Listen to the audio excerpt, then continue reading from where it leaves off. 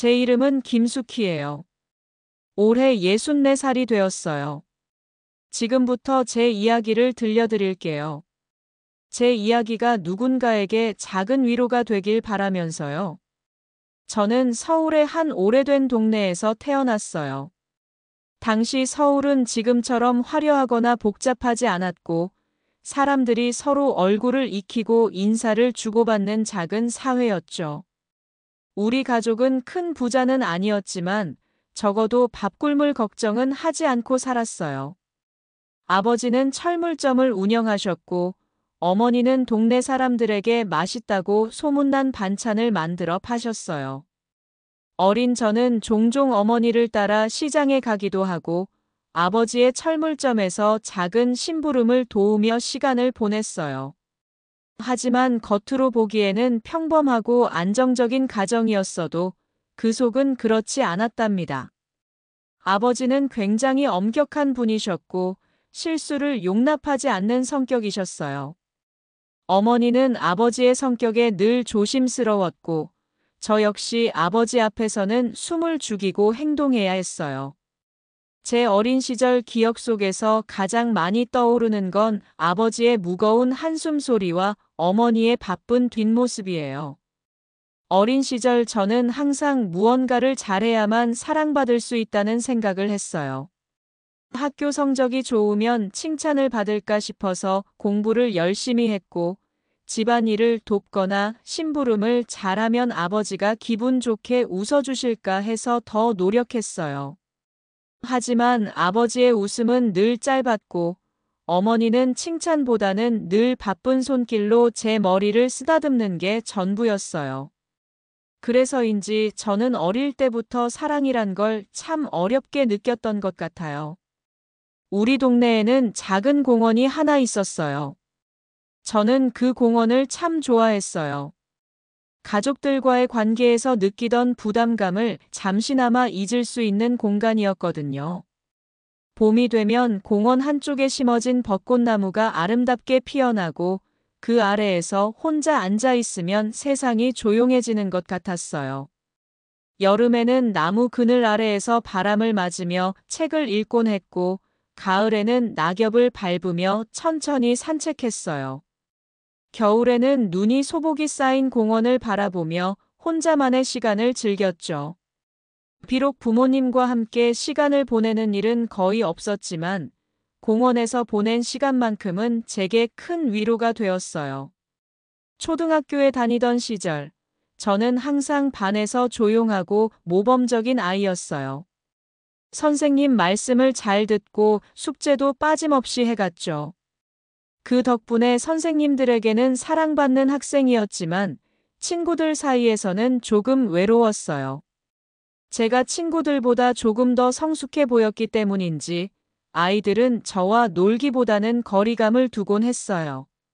하지만 그 외로움조차도 저는 익숙해져 버렸어요.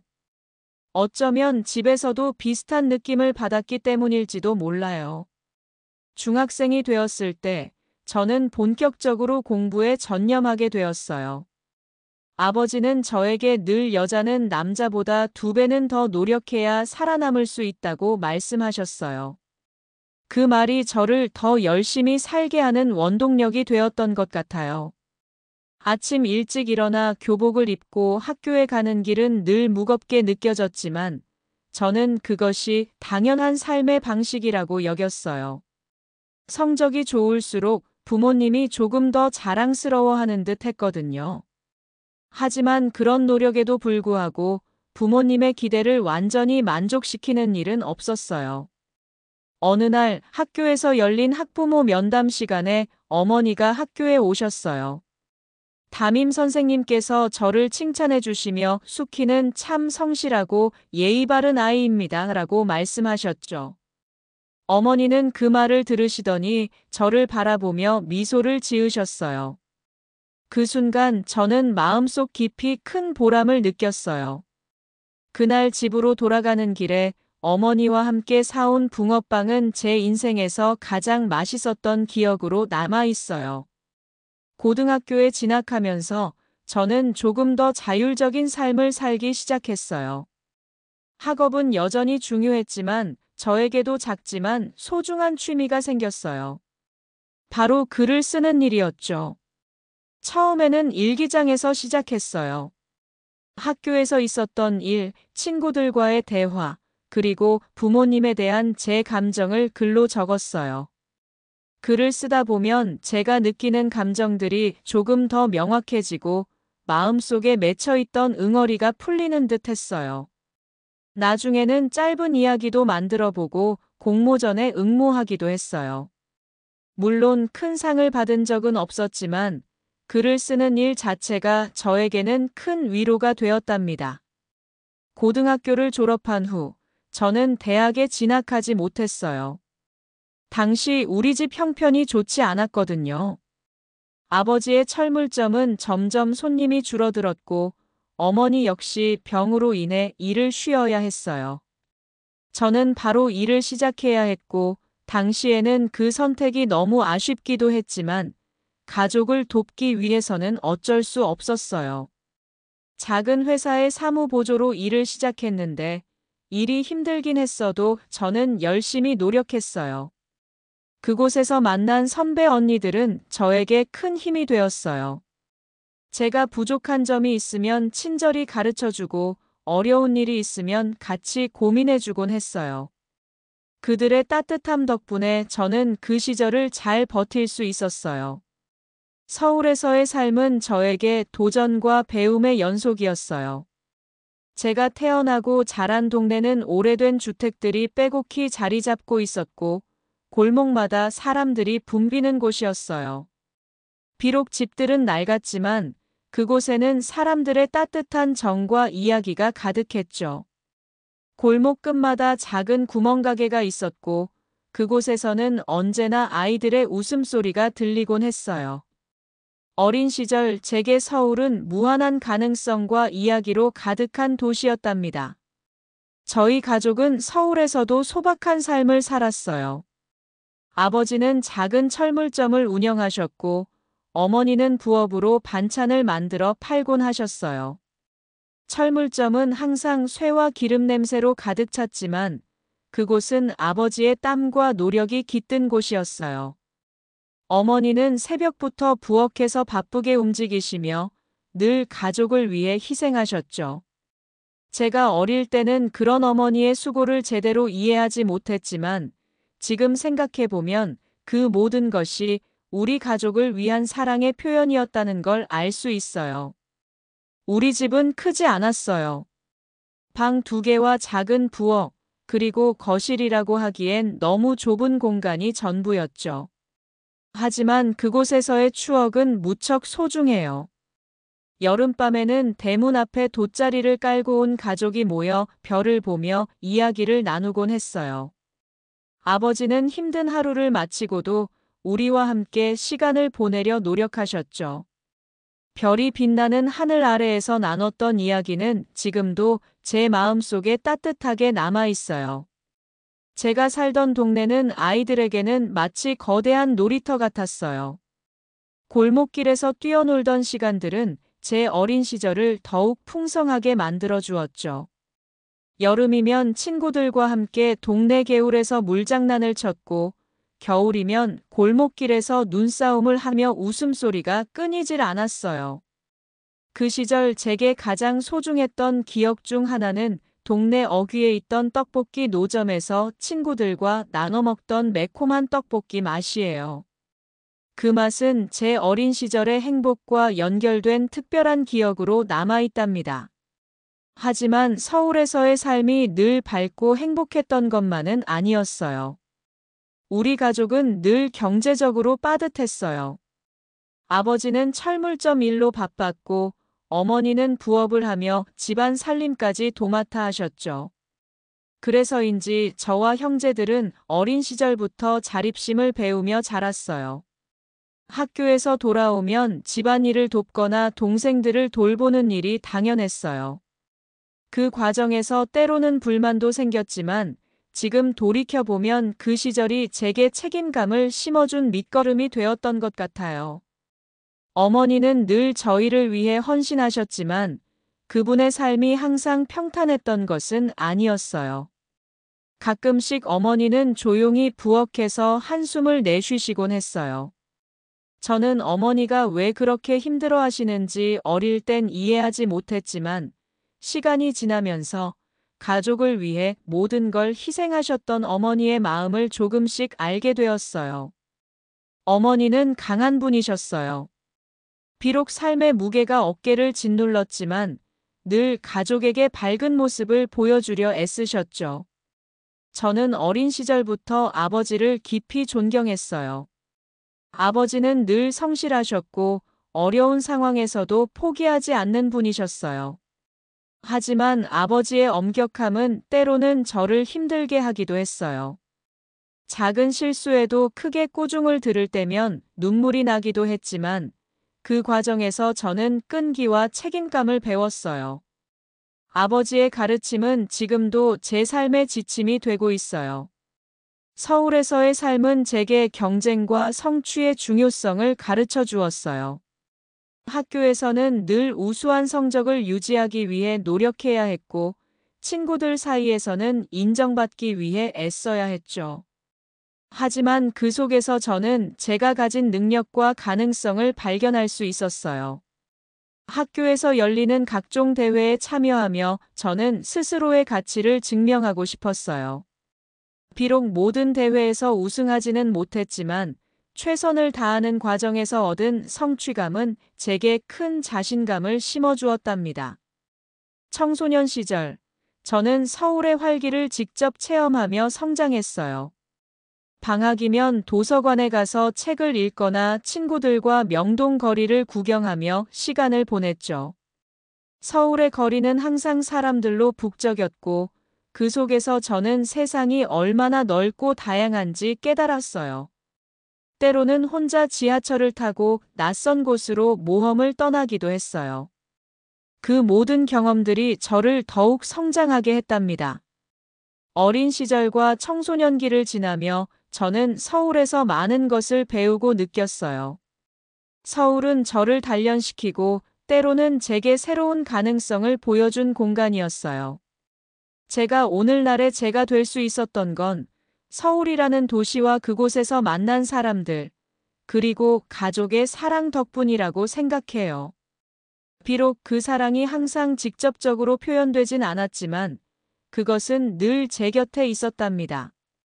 저는 23세 남편을 만났어요. 그때 저는 서울의 작은 회사에서 사무보조 일을 하고 있었고 남편은 강원도 출신의 농부 아들이었어요. 서울로 올라와 기술직에서 일하고 있었는데 시골 사람다운 솔직한 성격과 강한 책임감이 인상적이었죠. 제가 그를 처음 본 건 제 친구가 주선한 모임 자리였어요. 그날은 참 어색했어요. 모임에 나온 사람들이 다들 조용했거든요. 하지만 남편은 달랐어요. 처음부터 사람들과 편하게 얘기를 나누며 분위기를 푸는 모습이 참 보기 좋았죠. 저는 그저 그 자리에 끼어 앉아 조용히 웃고 있었는데 어느 순간 남편이 저를 보고 이렇게 말했어요. 저기, 이름이 뭐예요? 제가 얼떨결에 대답하자 그는 장난기 어린 눈으로 저를 쳐다보며 한마디 했죠. 웃을 때 예쁘네요. 솔직히 처음에는 그의 행동이 조금 부담스러웠어요. 하지만 그는 거기서 멈추지 않았어요. 이후에도 꾸준히 저를 챙기고 연락을 해왔죠. 제 마음이 움직이기 시작한 건 그의 따뜻한 배려 때문이었어요. 회사 일이 힘들어 속상했던 날, 그는 뜬금없이 회사 앞에 나타나 호떡을 한 봉지 사왔어요. 따뜻한 거 먹으면 기분 좋아질 거예요. 그는 시골에서 자라서 그런지 작은 것에도 감사를 표현하는 사람이었어요. 길을 걷다가도 떨어진 나뭇잎을 보고 이거 참 예쁘다라며 웃는 모습이 어찌나 순수하던지요. 저도 그와 함께 있으면 작은 행복을 발견하는 법을 배웠던 것 같아요. 사귀기 시작하고 1년쯤 되었을 때 남편이 고백하듯 말했어요. 사실, 나 많이 부족한 사람이에요. 가난한 집 아들이라서 가진 것도 없고 배운 것도 많지 않아요. 하지만 누구보다 성실하게 살 자신은 있어요. 당신한테 부끄럽지 않은 사람이 되고 싶어요. 그때 저는 오히려 안심이 되었어요. 남편은 허세를 부리거나 없는 걸 있는 척하는 사람이 아니었거든요. 솔직하고 담백한 그의 모습에 저도 더 솔직해지고 싶었어요. 그래서 제 마음도 고백했어요. 가진 게 많지 않아도 괜찮아요. 저도 당신이랑 있으면 마음이 편안해요. 결혼은 그로부터 2년 뒤에 했어요. 처음엔 양가 부모님께서 반대가 심했어요. 남편 쪽 집안에서는 서울에서 자란 아가씨가 시골 출신 남자를 무시하지 않을까 걱정하셨고, 제 부모님은 기술직이면 안정적이긴 해도 더 좋은 사람 만날 수 있지 않겠냐? 며 망설이셨어요. 그래도 우리는 포기하지 않았어요. 함께 있을 때 느끼는 믿음과 사랑이 진짜라고 확신했으니까요. 남편은 제 부모님께 정성스레 손편지를 쓰고 매주 시간을 내어 찾아뵙곤 했어요. 그런 그의 노력을 보고 부모님도 결국 마음을 열어주셨죠.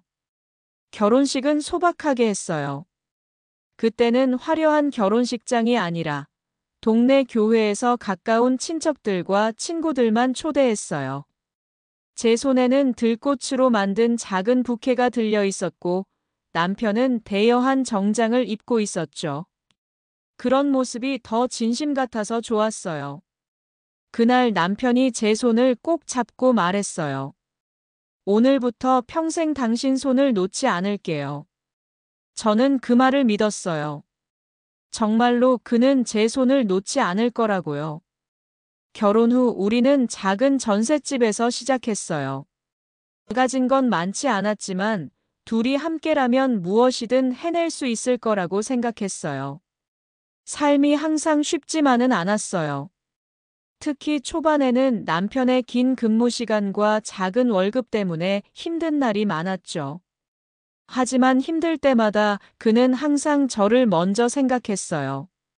월급날이 되면 제일 먼저 맛있는 거 사 먹자며 저를 기쁘게 했고, 추운 겨울엔 제 손을 잡고 이제 이 집은 우리 집이니까 따뜻하게 만들자며 웃어줬어요. 남편과의 만남과 결혼은 제 인생에서 가장 큰 축복이었어요. 그는 제가 삶에서 무엇을 중요하게 여겨야 하는지, 사랑이란 무엇인지를 가르쳐 준 사람이었어요. 지금도 그때를 떠올리면 마음 한구석이 따뜻해지는 걸 느껴요. 결혼한 지 2년 만에 아들을 낳았어요. 그날의 기억은 아직도 생생해요. 처음 임신 사실을 알게 되었을 때 남편은 어찌나 기뻐했는지 몰라요. 그날 그는 퇴근하자마자 집에 들른 것도 잠시 시장으로 달려갔어요. 아내가 임신했어요. 라고 외치며 온갖 좋은 음식을 사왔죠. 닭 한 마리를 통째로 사와서는 몸보신 시켜준다며 밤새도록 삼계탕을 끓였어요. 그날 삼계탕 냄새가 온 집안을 가득 메웠던 기억이 아직도 나요. 임신 기간 동안 남편은 제 옆에서 늘 든든한 지원군이 되어줬어요. 제가 입덧 때문에 아무것도 못 먹고 쓰러져 있을 땐 손수 죽을 끓여주며 한 숟가락만이라도 먹자고 달랬어요. 배가 불러오면서 허리와 다리가 아프다며 힘들어하면 남편은 말없이 제 어깨를 주물러 주었고요. 아들이 태어난 날은 우리 부부에게 있어 가장 행복한 순간이었어요. 새벽에 갑작스럽게 진통이 시작되어 병원에 도착했는데 남편은 초조한 표정으로 제 손을 꼭 잡고 있었어요. 제가 힘겨운 시간을 보내는 동안 그는 한 번도 제 곁을 떠나지 않았어요. 드디어 아들의 울음소리가 병실에 울려 퍼졌을 때 남편은 눈물을 흘리며 저를 바라봤어요. 정말 고생 많았어. 우리한테 이런 큰 선물을 줘서 고마워. 아들은 우리에게 모든 것이었어요. 남편은 아들을 위해 뭐든 할 준비가 되어 있었죠. 아이가 태어난 지 얼마 되지 않았을 때 그는 작은 보조일을 하나 더 구했어요. 그 일은 그의 시간을 더 빼앗아갔지만 그는 전혀 불평하지 않았어요. 이건 우리 아들을 위한 거야. 아이가 자라면서 부족함 없이 키우고 싶어. 남편은 정말로 좋은 아빠였어요. 퇴근 후 지친 몸으로도 아이를 안고 놀아주는 걸 절대 잊지 않았어요. 아이가 처음 걸음마를 시작했을 때 그는 마치 세상이 다 가진 것처럼 기뻐하며 박수를 쳤어요. 우리 아들이 첫 발을 뗐다. 며 동네 친구들에게 자랑까지 했죠. 그런데 그렇게 행복하던 우리의 일상이 너무 빨리 무너졌어요. 결혼한 지 8년, 아이가 5살이 되던 해, 남편은 사고를 당했어요. 그날도 남편은 평소처럼 출근을 했어요. 하지만 그날 오후에 회사로부터 전화가 왔어요. 남편이 공사장에서 떨어지는 자재를 피하지 못하고 크게 다쳤다는 소식이었어요. 급히 병원으로 달려갔지만 남편은 이미 의식을 잃은 상태였어요. 의사 선생님은 머리에 심한 충격을 받아 살릴 가능성이 희박하다고 말했어요. 저는 그 말을 듣고도 믿을 수가 없었어요. 그저 남편의 손을 붙잡고 일어나 달라고 기도했어요. 하지만 남편은 끝내 눈을 뜨지 않았어요. 장례식장은 눈물 바다였어요.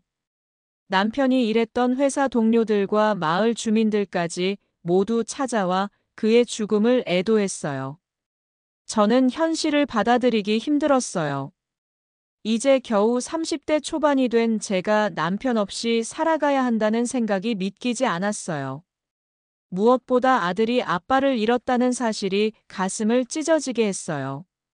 남편이 떠난 후 저는 한동안 혼란 속에 살았어요. 매일 아침 눈을 뜨는 것조차 버거웠어요. 집안에 남편의 물건이 가득한데 그가 없는 빈자리가 얼마나 크게 느껴지던지요. 아들은 아직 너무 어려서 아빠가 더 이상 돌아오지 않는다는 걸 이해하지 못했어요. 아빠 언제 와? 라고 묻는 아이에게 저는 뭐라고 답해야 할지 몰랐어요. 그저 아빠는 하늘나라에 가셨어라고 말할 수밖에 없었죠. 시간이 흐르면서 조금씩 현실을 받아들이게 되었어요. 남편이 남긴 마지막 말이 떠올랐거든요. 아이한테는 항상 행복을 가르쳐 줘야 해. 남편의 그 말처럼 저는 아이를 위해 힘을 내야 했어요.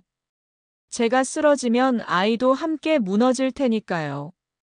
남편이 떠난 지 몇 달이 지나 저는 일을 다시 시작했어요. 처음엔 너무 힘들었어요. 아이를 어린이집에 맡기고 종일 일한 뒤 집에 돌아오면 온몸이 녹초가 됐죠. 하지만 그렇게라도 하지 않으면 아이를 지킬 수 없을 거란 생각에 하루하루 버텨냈어요. 아들은 남편의 모습을 많이 닮았어요. 아이가 웃을 때마다 남편의 미소가 떠오르고 아이가 처음 말을 배우며 엄마라고 부를 때마다 남편이 아이를 안고 웃던 모습이 떠올랐어요. 그런 아들이 저에게는 위로가 되었어요. 남편이 떠난 후의 삶은 정말로 쉽지 않았어요. 하지만 저는 남편이 우리 가족을 위해 보여줬던 사랑과 희생을 떠올리며 하루하루를 살아가고 있어요. 그리고 그의 유산인 우리 아들을 보며 다짐했어요. 당신이 준 이 선물을 위해서라도 나는 절대 포기하지 않을 거야. 이렇게 남편과의 행복했던 순간들과 그의 갑작스러운 죽음은 제 인생의 전환점이 되었어요. 그는 제 삶에서 사라졌지만 그의 사랑은 여전히 우리 아들과 저를 통해 살아 숨쉬고 있어요. 아들은 남편이 세상을 떠난 뒤에도 제게 삶의 이유였어요. 남편이 남긴 마지막 선물이라고 생각하며 아이를 키웠죠. 아들은 5살 때부터 어린이집에 다니기 시작했어요. 처음엔 아빠가 없다는 사실이 영향을 줄까봐 걱정이 많았지만 다행히도 아들은 생각보다 밝고 긍정적으로 자라줬어요. 어린이집에 처음 보낼 때가 기억나요. 문 앞에서 제 손을 꼭 잡고 놓지 않으려던 아들 모습이 어찌나 안쓰럽던지요. 하지만 선생님이 다가와 엄마가 곧 데리러 올 거야 라고 말하자 아들은 결국 작은 손을 떼고 안으로 들어갔어요. 저는 뒤돌아 집으로 가면서도 마음 한구석이 찢어지는 것 같았어요. 하지만 그렇게 작은 독립을 시작한 아들은 금방 친구들과 어울리며 새로운 환경에 적응했어요. 집에 돌아오면 오늘 친구들과 놀았던 이야기, 선생님이 들려준 동화 이야기를 종알종알 말하며 웃었죠. 초등학교에 들어가면서 아들은 더 많은 변화를 겪었어요. 처음 입학식 날 작은 교복을 입고 신발끈을 묶던 아들 모습은 아직도 선명해요. 교실 안에서 낯선 얼굴들과 마주하며 조금은 긴장한 표정을 지었지만 금세 적응했어요. 그날 학교가 끝나고 집에 돌아온 아들은 저를 보며 이렇게 말했어요. 엄마, 학교 재밌어. 선생님이 칭찬도 해줬어. 그 말에 저는 얼마나 안심이 되었는지 몰라요. 아들이 학교 생활을 즐길 수 있다는 사실만으로도 충분히 행복했어요. 아들은 학교에서 성실한 학생으로 자리를 잡았어요. 공부도 잘하고 친구들과의 관계도 원만했죠. 저는 늘 남편의 빈자리가 아이의 성장에 영향을 줄까 걱정했지만 아들은 그 모든 것을 자기 나름대로 이겨내고 있더라고요. 특히 3학년 때는 학급 발표회에서 반대표로 시를 낭송했던 일이 기억에 남아요. 저는 그날 일을 끝내고 허겁지겁 학교로 달려갔어요. 교실 한쪽에 자리를 잡고 앉아 아들이 무대 위로 올라가는 모습을 봤죠. 작은 몸으로 또박또박 시를 읽어내려가는 모습이 얼마나 대견하던지요. 그날 저는 눈물이 날 뻔했어요. 아들은 중학교에 들어가면서 점점 자신만의 길을 찾아가기 시작했어요. 학업에도 열심히 했지만 운동에도 흥미를 보였어요. 특히 농구를 좋아했는데 친구들과 방과 후마다 농구장에서 뛰는 걸 즐겼어요. 엄마, 나중에 농구 선수 하면 어때? 그렇게 말하는 아들의 얼굴엔 순수한 열정이 가득했죠. 물론 농구 선수라는 꿈은 오래가지 않았어요. 키도 크지 않고 체력적으로도 쉽지 않다는 걸 깨닫고 나서는 다시 학업으로 관심을 돌렸죠. 고등학교 시절은 조금 더 도전적인 시기였어요. 아들은 이과를 선택하며 자신이 공학에 관심이 많다는 걸 알게 되었어요. 어느 날 저녁 아들은 학교에서 배운 과학 이야기를 들려주며 눈을 반짝였어요. 엄마, 나중에 로봇을 만들어 보고 싶어. 사람들 삶을 더 편리하게 만드는 그런 걸 말이야. 그 말을 들었을 때 저는 정말 행복했어요. 아들이 자기만의 꿈을 갖고 노력하는 모습이 자랑스러웠죠. 물론 그 시기가 마냥 순탄했던 건 아니었어요. 아들은 고등학생이 되면서 학업 스트레스를 크게 받았어요. 시험 기간마다 방 안에 틀어박혀 공부하느라 힘들어하던 모습이 기억나요. 엄마, 나 정말 잘할 수 있을까? 아들이 그런 말을 할 때마다 저는 이렇게 말했어요. 아들, 잘하고 못하고가 중요한 게 아니야. 내가 노력하는 그 자체가 가장 멋진 거야. 엄마는 항상 내 편이야. 그 말을 듣고 아들은 한숨을 쉬면서도 다시 책상 앞에 앉았어요. 아들은 대학 입시에서도 큰 결정을 내려야 했어요. 고등학교 3학년 진로를 놓고 고민하던 아들은 결국 공학 계열로 진학하기로 마음먹었어요. 대학 진학 준비는 정말 힘든 과정이었지만 아들은 끝까지 포기하지 않았어요. 엄마, 나 꼭 성공할게. 아빠가 보시면 좋아하실 거야. 그 말을 들었을 때 저는 눈물을 참을 수가 없었어요. 남편의 빈자리를 메우기 위해 애쓰는 아들의 마음이 너무나도 고맙고 안쓰러웠거든요. 대학 입학날, 아들은 교문 앞에서 제 손을 잡고 웃으며 이렇게 말했어요. 엄마, 나 잘할게. 이제 내가 더 잘해서 엄마한테 보답할게. 그 순간 저는 아들이 정말로 어른이 되었다는 걸 느꼈어요. 그동안 제가 아들을 지켜왔다면 이제는 아들이 저를 지켜줄 차례가 된 것 같았죠. 아들은 성장 과정에서 힘든 순간도 많았지만 그걸 이겨내고 자기만의 길을 찾아갔어요. 그리고 그 모든 과정에서 아들의 밝고 따뜻한 성품은 변하지 않았어요. 남편이 있었다면 얼마나 자랑스러워했을지 모르겠어요. 아들은 저에게 있어 세상에서 가장 큰 자랑이자 남편이 남긴 가장 소중한 선물이었어요. 아들이 자라는 동안 제가 감당해야 했던 현실은 생각보다 훨씬 가혹했어요.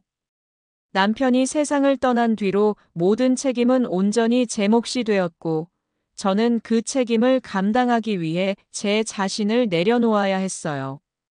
남편이 사고로 떠난 직후, 남겨진 가족을 부양하기 위해 저는 바로 일을 시작했어요. 남편이 남긴 보험금과 적은 저축으로는 생계를 이어갈 수 없었거든요. 처음에는 학교 급식실에서 조리 보조 일을 했어요. 손이 거칠어지고 팔이 아플 만큼 힘든 일이었지만 그 당시 저에게 주어진 선택지는 많지 않았어요. 수키 씨, 오늘도 고생 많았어. 매일같이 일을 마치고 나면 동료들과 서로를 위로하며 돌아갔어요. 그렇게 고된 하루를 마치고 집에 돌아오면 또 다른 일이 기다리고 있었어요. 아들의 밥을 차리고 학교 준비물을 챙기고 빨래와 청소까지 도맡아 해야 했으니까요. 아들이 초등학교에 다니기 시작하면서 저는 그에게 부족한 엄마가 되지 않기 위해 더 많은 노력을 기울였어요. 학교 행사에 참석하기 위해 하루 일을 쉬는 것도 마다하지 않았고 학부모 모임에도 가능한 한 참여하려 했어요. 엄마가 아들한테 부끄러운 엄마는 되지 말아야지. 그렇게 생각하며 저는 늘 최선을 다했어요. 아이의 교육비와 생활비를 충당하기 위해 두 번째 일자리도 구했어요. 낮에는 급식실에서 일하고 저녁에는 식당에서 서빙 일을 했어요. 종종 식당에 앉아 저를 바라보는 아들의 눈빛이 안쓰럽게 느껴질 때도 있었어요. 엄마, 오늘은 좀 쉬면 안 돼? 아들의 말에 저는 늘 미소를 지으며 대답했어요. 괜찮아, 엄마는 튼튼하니까. 우리 아들 덕분에 힘이 난다. 그렇게 말하며 속으로는 피로를 숨겼죠. 중학교에 들어간 아들이 점점 자라는 걸 보면서 저는 기뻤지만 한편으론 걱정이 늘어났어요. 사춘기를 겪으며 때로는 예민해지고 친구들과 다투는 일도 있었어요. 그런 날에는 집에 들어오자마자 방으로 들어가 문을 잠그고 나오지 않았죠. 저는 조심스레 방문을 두드리며 말을 걸었어요. 아들, 엄마랑 얘기 좀 할래? 처음엔 대답이 없었지만 몇 번을 두드리고 나서야 문이 열렸어요. 아들은 말없이 제 품에 안기며 작은 목소리로 속상한 마음을 털어놓았어요.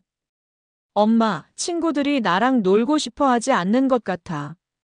그럴 때마다 저는 아들의 이야기를 끝까지 들어주고 따뜻한 말로 위로했어요. 우리 아들은 충분히 멋진 사람이야. 엄마는 내가 항상 자랑스러워. 아들의 학창 시절 동안 저는 그가 필요한 모든 순간에 곁에 있으려 노력했어요. 아들의 공부를 돕기 위해 야간 근무를 마친 후 새벽까지 교과서를 읽기도 했고 학교에서 필요한 물건을 사주기 위해 주말마다 시장에 나가기도 했어요. 때로는 생활비가 부족해 끼니를 줄이는 일도 있었지만 아들에게는 그런 모습을 보이지 않으려 애썼어요. 아들이 고등학교에 진학하면서 제 희생은 더 커졌어요. 학비와 학원비를 마련하기 위해 저는 새벽 청소 일을 시작했어요. 오전 4시에 일어나 동네 상가를 청소한 뒤 급식실로 출근하는 생활은 몸을 지치게 했지만 아들의 얼굴을 보며 버틸 수 있었어요. 엄마, 너무 무리하는 거 아니야? 아들의 걱정 섞인 말에 저는 늘 이렇게 대답했어요. 엄마는 괜찮아. 내가 잘 자라주는 게 엄마에겐 가장 큰 힘이야. 아들은 대학 진학 준비를 하면서 더욱 바빠졌어요. 그 과정에서 아들에게 물질적으로든 정서적으로든 부족함을 느끼게 하지 않기 위해 저는 더 열심히 살았어요. 학업 스트레스로 힘들어하는 아들을 위해 간단한 요리라도 정성껏 만들어 주었고, 시험 전날 밤새 공부하는 아들 옆에서 조용히 커피를 끓여주기도 했어요. 제가 희생했던 모든 시간과 노력은 아들이 좋은 대학에 합격했을 때 비로소 보상받는 듯 했어요. 대학 합격 통지서를 손에 들고 활짝 웃는 아들의 얼굴을 본 순간, 저는 그동안의 고생이 모두 보람으로 바뀌었어요. 엄마, 정말 고마워. 내가 이렇게 된 건 전부 엄마 덕분이야. 아들의 말을 듣고 저는 눈물이 나서 대답도 하지 못했어요. 김숙희로서의 삶은 희생과 헌신으로 가득했지만 저는 한 번도 그것을 후회한 적이 없었어요. 아들의 행복과 성장이 곧 제 삶의 이유였으니까요. 남편이 떠난 후 제가 해야 했던 모든 일은 결국 아들을 위한 사랑의 표현이었어요. 그리고 그 사랑은 아들의 웃음 속에서, 그의 성취 속에서, 그의 따뜻한 말 속에서 돌아오고 있음을 느낄 수 있었어요. 지금도 가끔 아들과 함께 걸으며 그 시절 이야기를 나눌 때면 저는 속으로 이렇게 다짐하곤 해요. 그래, 그때 포기하지 않길 정말 잘했어. 아들이 대학을 졸업하고 취직을 하고 나서 저는 그가 결혼할 준비를 한다는 이야기를 들었을 때부터 마음이 복잡했어요. 부모로서 자식의 결혼을 축복하는 마음이 커야 한다는 걸 알지만 그때의 저에게는 단순히 기쁨만을 느끼기 어려운 복잡한 감정들이 얽혀 있었어요.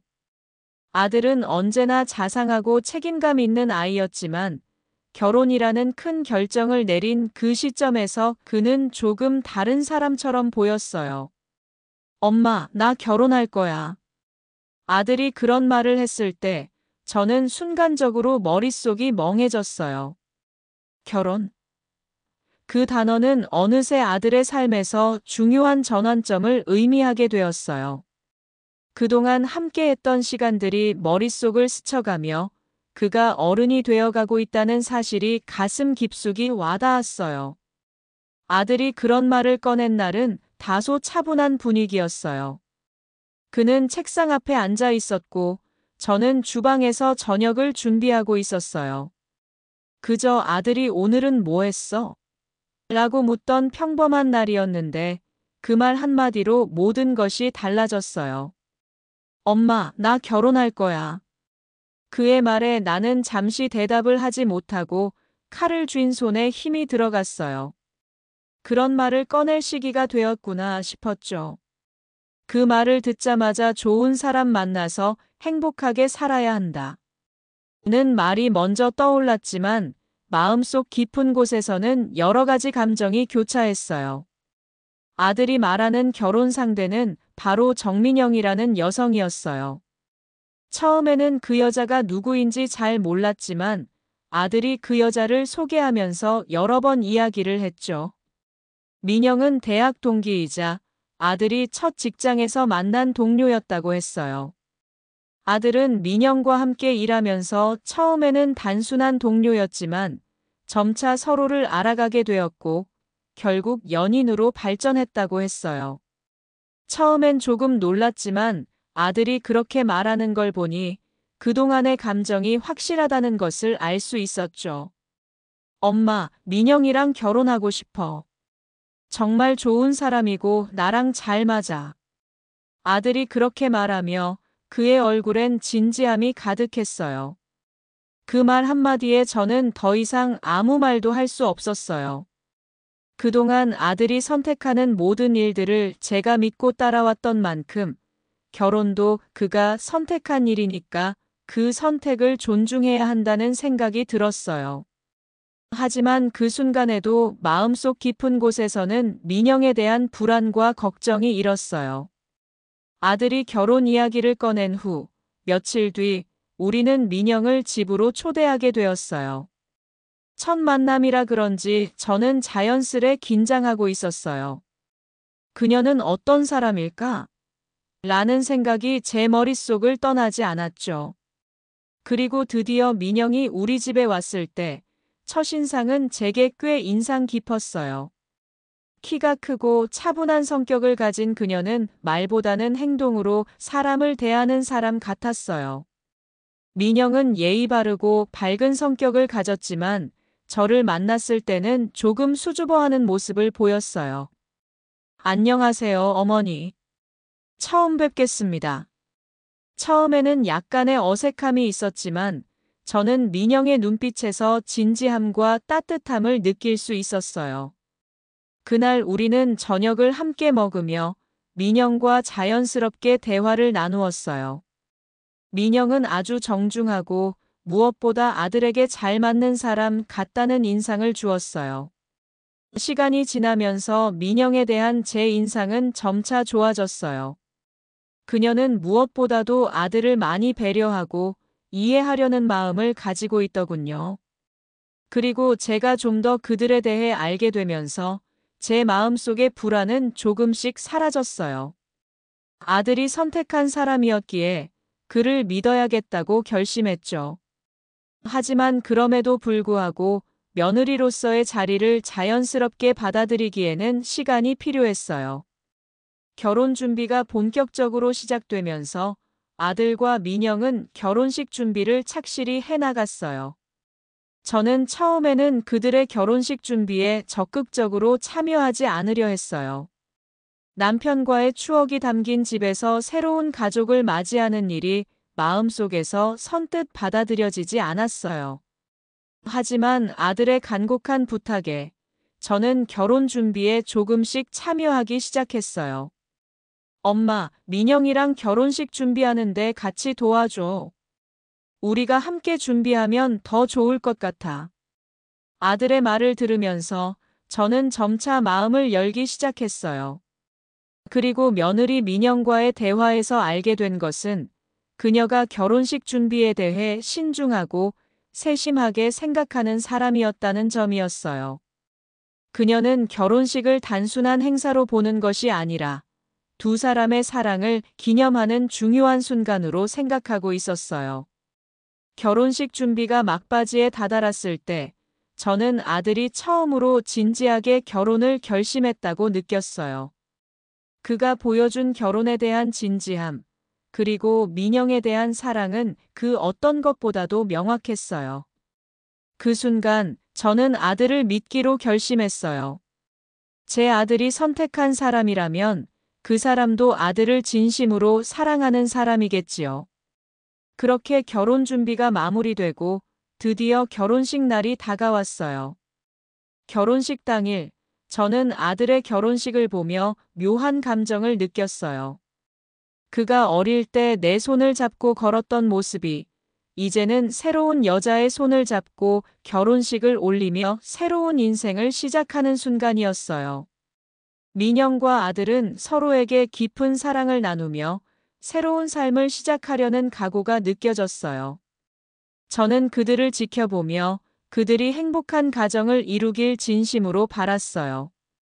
엄마, 이제 우리 가족이 될 거예요. 아들이 그런 말을 하면서 민영과 손을 맞잡았을 때 저는 그들의 앞날에 행복과 사랑만 가득하길 바라는 마음으로 그들의 결혼을 축복했어요. 아들의 결혼식이 다가오면서 내 마음속에는 복잡한 감정이 교차했어요. 그가 결혼을 결심한 건 오랜 시간 동안 고민하고 내린 결정일 거라는 걸 알고 있었지만 내겐 그만큼 적응할 시간이 필요했어요. 남편이 떠난 후 오랫동안 홀로 아들을 키운 나에게 아들의 결혼은 또 다른 변화를 의미했죠. 아들이 떠나가고 새로운 가족이 생긴다는 사실이 가끔은 외롭기도 하고 또 한편으로는 기쁨을 주기도 했어요.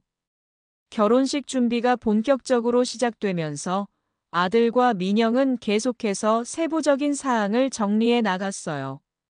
처음에는 이 과정에 적극적으로 참여하지 않으려 했지만 아들의 부탁과 민영의 따뜻한 배려에 서서히 마음을 열게 되었죠.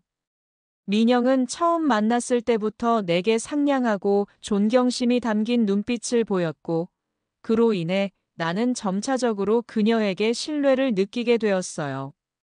물론 여전히 아들의 결혼을 받아들이는 게 쉽지 않았지만 시간이 지나면서 그들에게 신뢰를 주기로 결심했죠.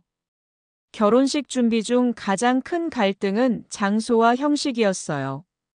아들은 처음에 큰 결혼식을 원했지만 민영은 더 소박하고 친밀한 분위기의 결혼식을 원했어요.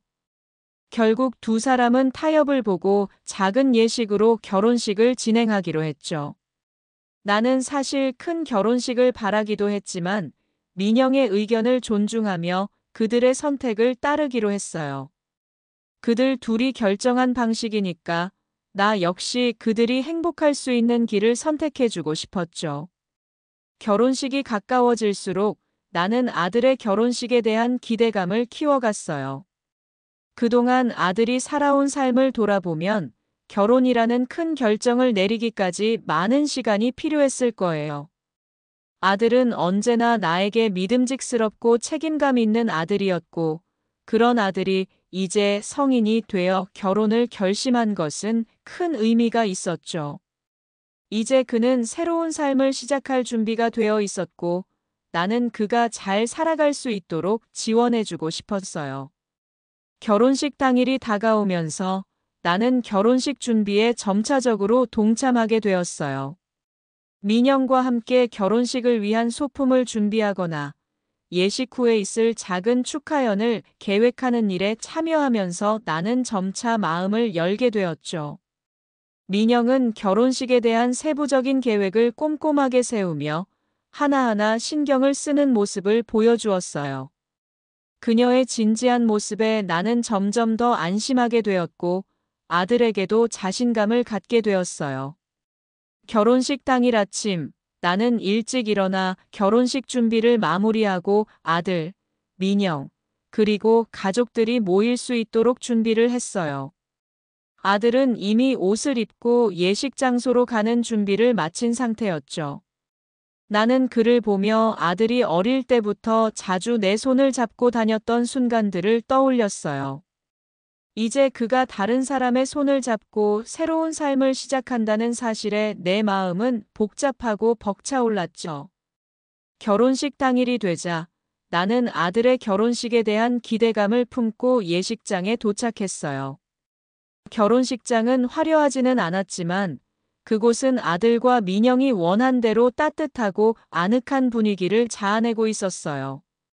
나는 그들의 선택에 대해 조금은 걱정도 했지만 그들의 모습에서 진지함과 사랑이 느껴져서 모든 불안감이 사라졌어요. 민영은 결혼식에서 아름다운 웨딩드레스를 입고 아들은 그녀의 손을 잡고 웃고 있었어요. 두 사람은 서로를 바라보며 행복한 표정을 지었고 그 모습은 나에게 너무나 큰 기쁨을 안겨주었죠. 결혼식이 진행되는 동안 나는 아들이 결혼식을 어떻게 준비했는지, 그가 얼마나 신경 썼는지를 깨달았어요. 아들은 민영을 사랑하며 그 사랑을 결혼식이라는 특별한 날에 모두에게 보여주고 싶었던 거예요. 그들이 손을 맞잡고 맹세하는 순간 나는 아들의 결혼을 진심으로 축복하는 마음으로 그들을 바라보았어요. 그리고 그 순간 나는 아들이 민영과 함께 행복하게 살아갈 것이라고 확신하게 되었어요. 결혼식이 끝난 후 나는 두 사람에게 따뜻한 축하의 말을 전했어요. 너희가 행복하게 살아가길 진심으로 바란다. 결혼은 시작일 뿐이고 그 후의 시간들이 더 중요하다. 서로를 이해하고 사랑하며 함께 살아가길 바란다. 나는 그들에게 이렇게 말하며 내 마음속 깊은 곳에서부터 그들의 행복을 기원했죠. 그날 이후 나는 아들의 결혼을 통해 큰 변화를 맞이하게 되었어요. 결혼식이 끝난 후에도 민영과 아들은 자주 우리 집에 들러 저녁을 함께 먹거나 때로는 짧은 시간 동안 대화를 나누기도 했죠. 나는 민영을 처음 만났을 때의 긴장감과 걱정이 이제는 온전히 기쁨으로 바뀌었다는 걸 느꼈어요. 아들과 민영은 서로를 아끼고 그 사랑을 지속하기 위해 함께 노력할 거예요. 그들의 결혼식을 통해 나는 새로운 가족을 받아들이는 법을 배우게 되었죠. 아들의 결혼은 나에게 큰 기대와 희망을 안겨주었고, 나는 그가 행복하게 살아가길 기도하며 그들의 앞날을 응원했어요. 결혼식은 단순한 한순간의 행사일 뿐이지만, 그것이 의미하는 바는 그들의 새로운 삶의 시작을 알리는 중요한 전환점이었죠. 아들은 이제 더 이상 나와 함께 사는 어린아이가 아니라 새로운 가족을 이룬 어른이 되었고, 나는 그가 잘 살아갈 수 있도록 응원하고 지지할 준비가 되었어요. 결혼식을 마친 후 아들과 민영은 그들의 새로운 집으로 돌아갔고, 나는 그들의 행복한 미래를 바라보며 마음속으로 그들이 잘 살아갈 것이라고 믿었어요. 아들의 결혼을 통해 나는 또 다른 가족을 얻었고, 그들과 함께할 시간을 기다리게 되었죠. 이제 나는 아들과 민영이 서로 사랑하며 행복하게 살아가길 기도하며 그들의 삶에 따뜻한 응원의 마음을 보낼 수 있었어요. 아들의 결혼식이 끝난 후 민영은 어느새 우리 가족의 일원이 되었어요.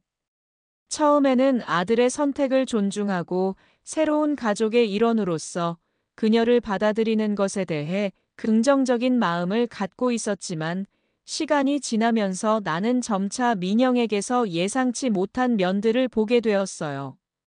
그가 나와 아들을 대하는 태도는 점점 변화했고, 나는 그 변화가 단순한 오해가 아니라는 것을 느끼기 시작했어요.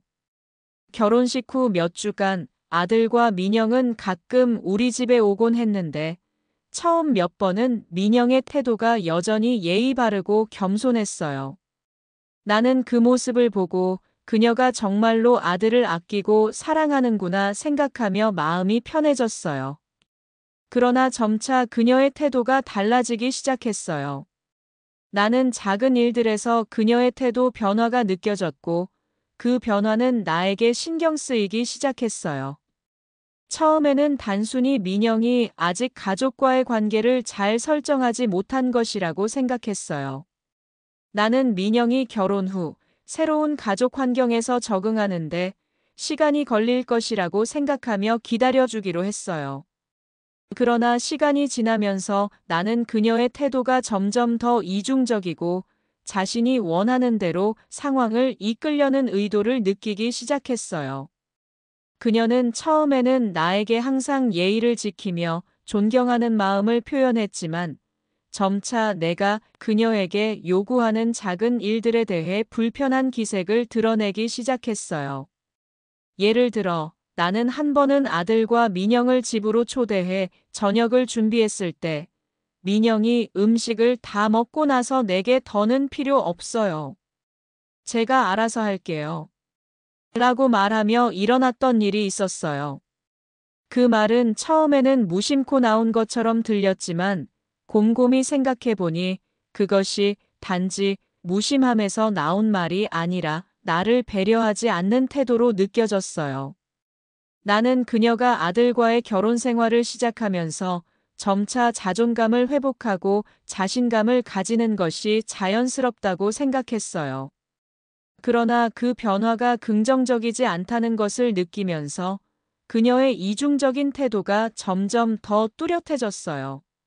민영은 나에게는 겉으로는 여전히 예의를 갖추고 존경하는 척하며 대했지만, 아들과의 대화에서는 점점 더 자기 중심적인 태도를 보였어요. 예를 들어, 아들과의 대화에서 나는 종종 끼어들 수 없는 분위기를 느꼈고, 그녀는 마치 내가 그 자리에 있어선 안 된다는 듯이 내가 말을 꺼낼 틈을 주지 않았어요. 그런가 하면 아들은 민영을 매우 존경하고 사랑하는 마음이 확실해 보였기 때문에 내가 그녀에게 불편한 감정을 느끼고 있다는 것을 알지 못하는 것 같았어요. 나는 아들에게 말할 수도 없었고, 내가 느끼는 불편함을 어떻게 해결할 수 있을지에 대해 고민이 많았어요. 아들에게 그녀의 태도에 대해 직접적으로 말할 수 없었기 때문에 나는 조금씩 그 상황을 지켜보면서 어떤 방법이 있을지 고민했어요.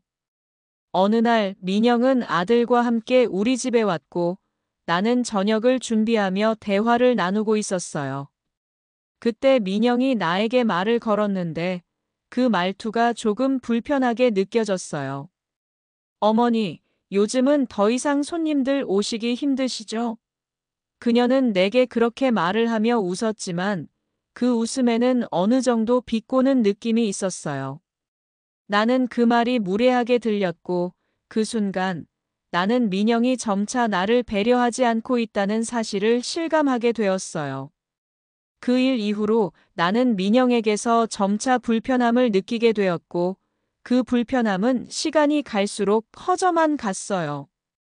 그녀는 나와의 대화에서는 겉으로 예의 바르게 굴지만 아들 앞에서는 점점 더 자신만의 방식으로 상황을 이끌려는 모습을 보였어요. 나는 그게 자연스러운 변화라 생각하며 무시하려 했지만 내 안에서는 점차적으로 불안한 감정들이 쌓여갔어요. 또 다른 사건은 아들이 직장에서 스트레스를 받았을 때 일어났어요.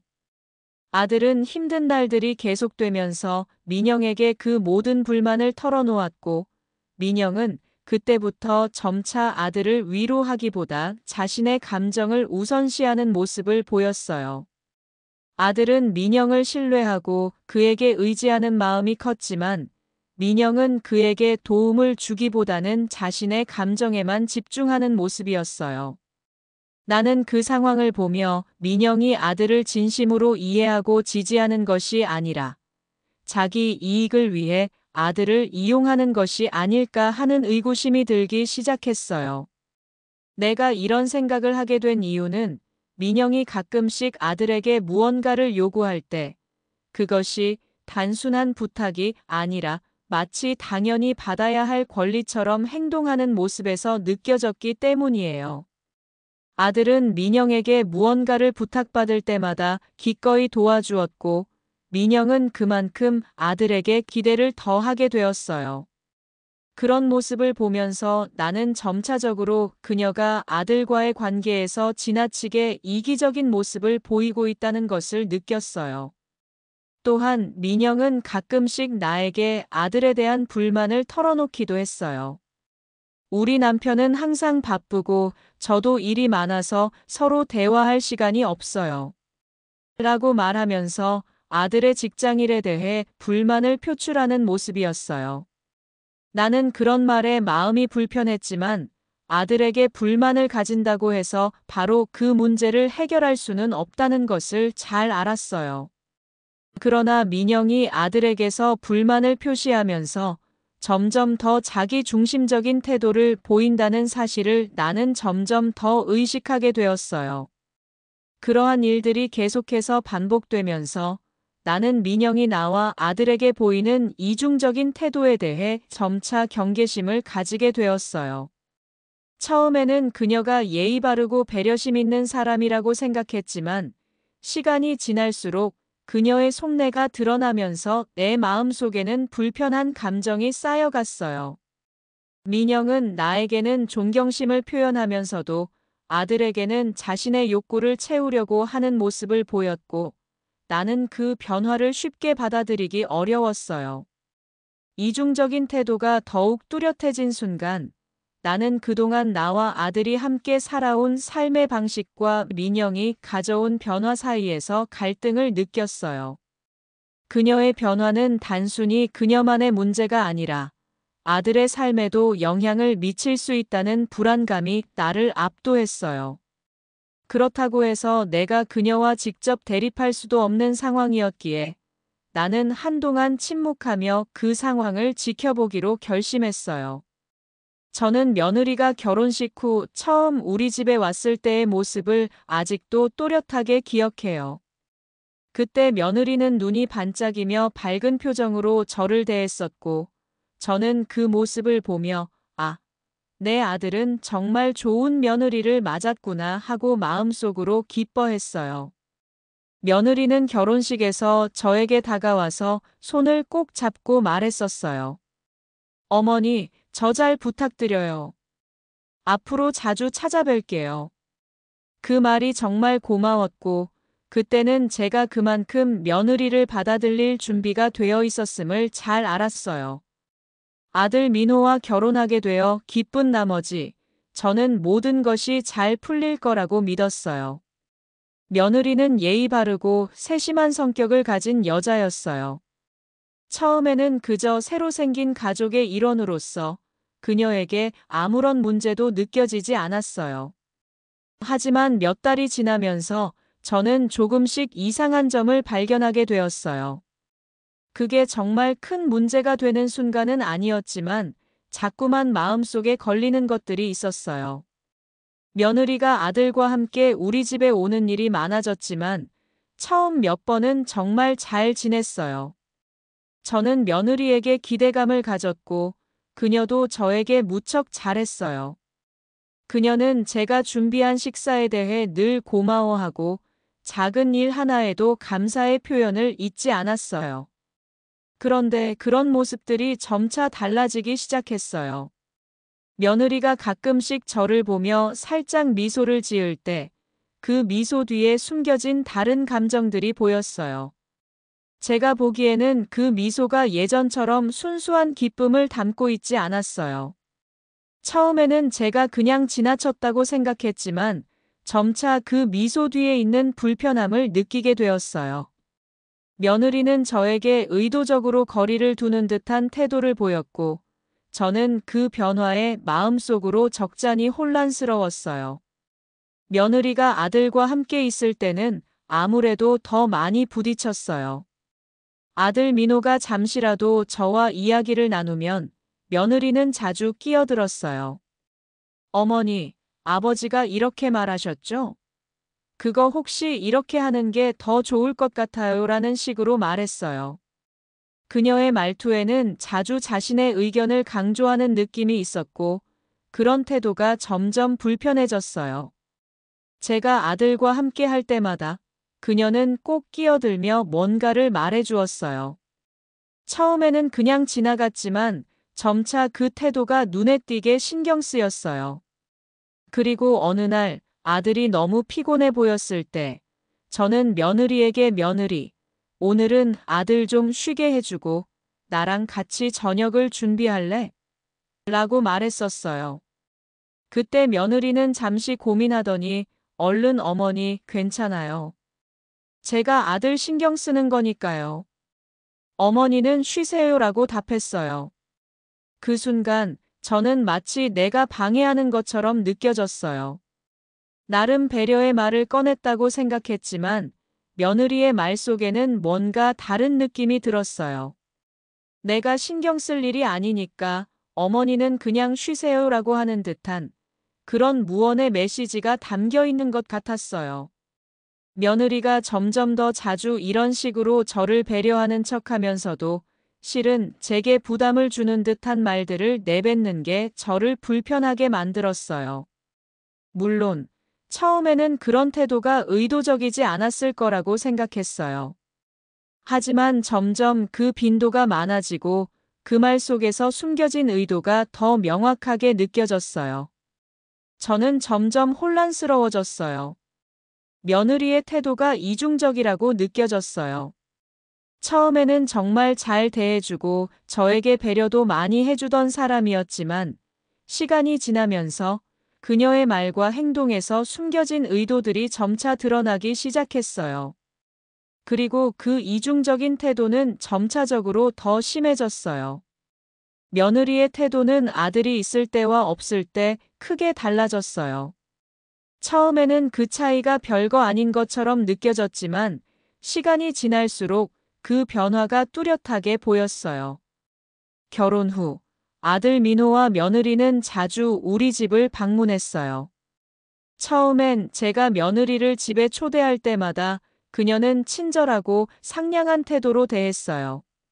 민호와 함께 있으면 다정한 모습도 보였고 아들에 대한 애정을 드러내는 모습에 저는 속으로 흐뭇해했어요.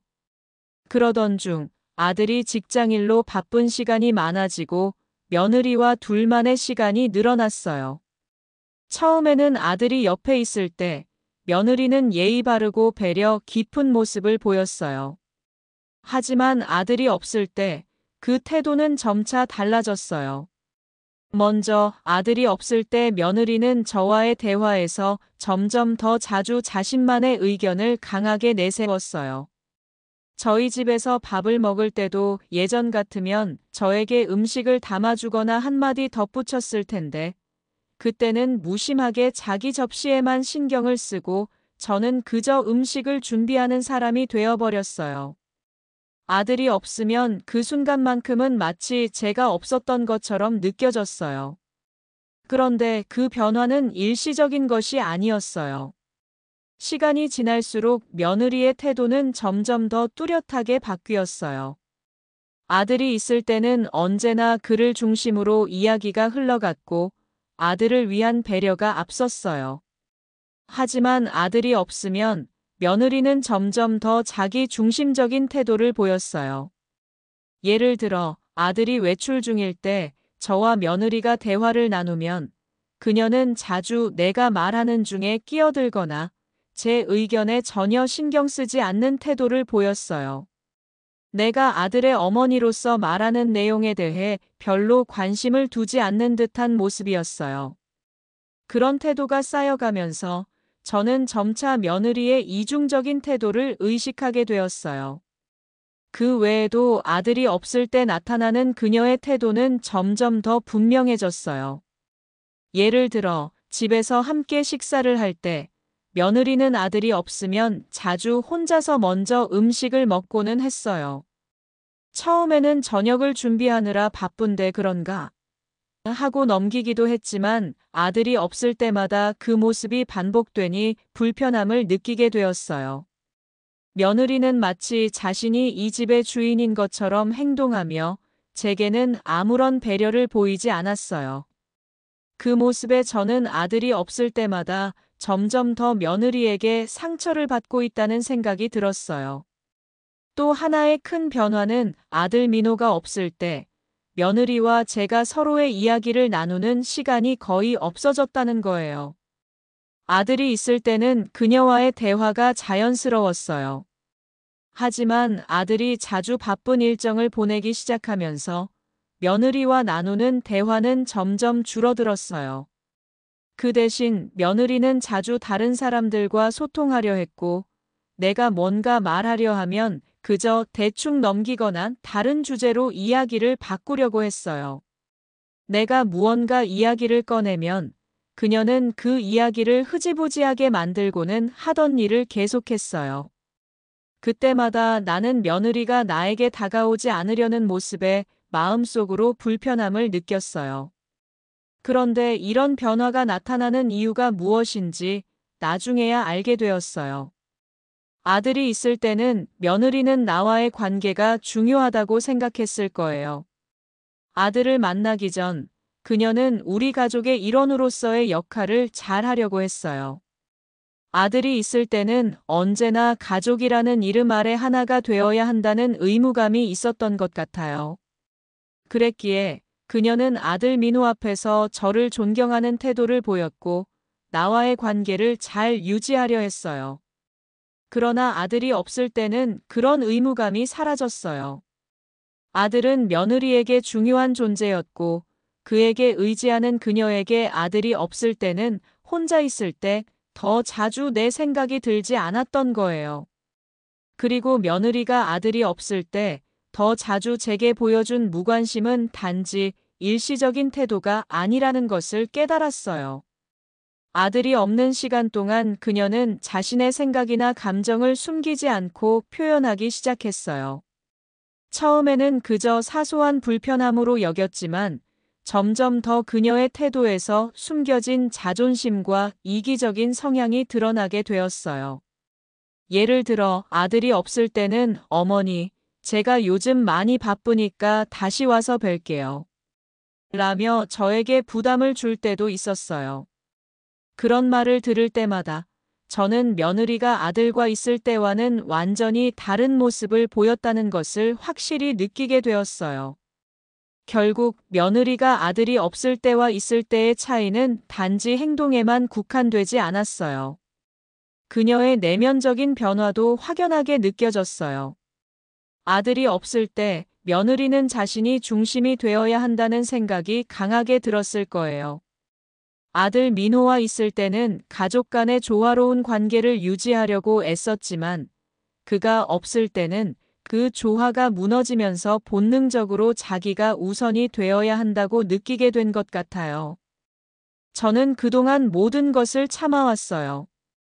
아들 민호와 며느리의 작은 배려나 그들이 표현하지 않는 관심들을 기대하며 살아왔지만 그 기대는 점점 무너져 갔어요. 아들이 있는 동안에는 그래도 나름의 기쁨과 보람이 있었어요. 하지만 아들이 자주 집을 비우고 며느리와의 관계가 점점 더 어색해지면서 저는 점점 더 깊은 고통을 느끼게 되었어요. 그 고통은 하루아침에 찾아온 게 아니었어요. 처음에는 사소한 것들이었어요. 아들이 바빠지면서 집에 있는 시간이 줄어들었고 며느리는 그 변화를 눈치채지 못한 채 자신만의 일에 몰두했어요.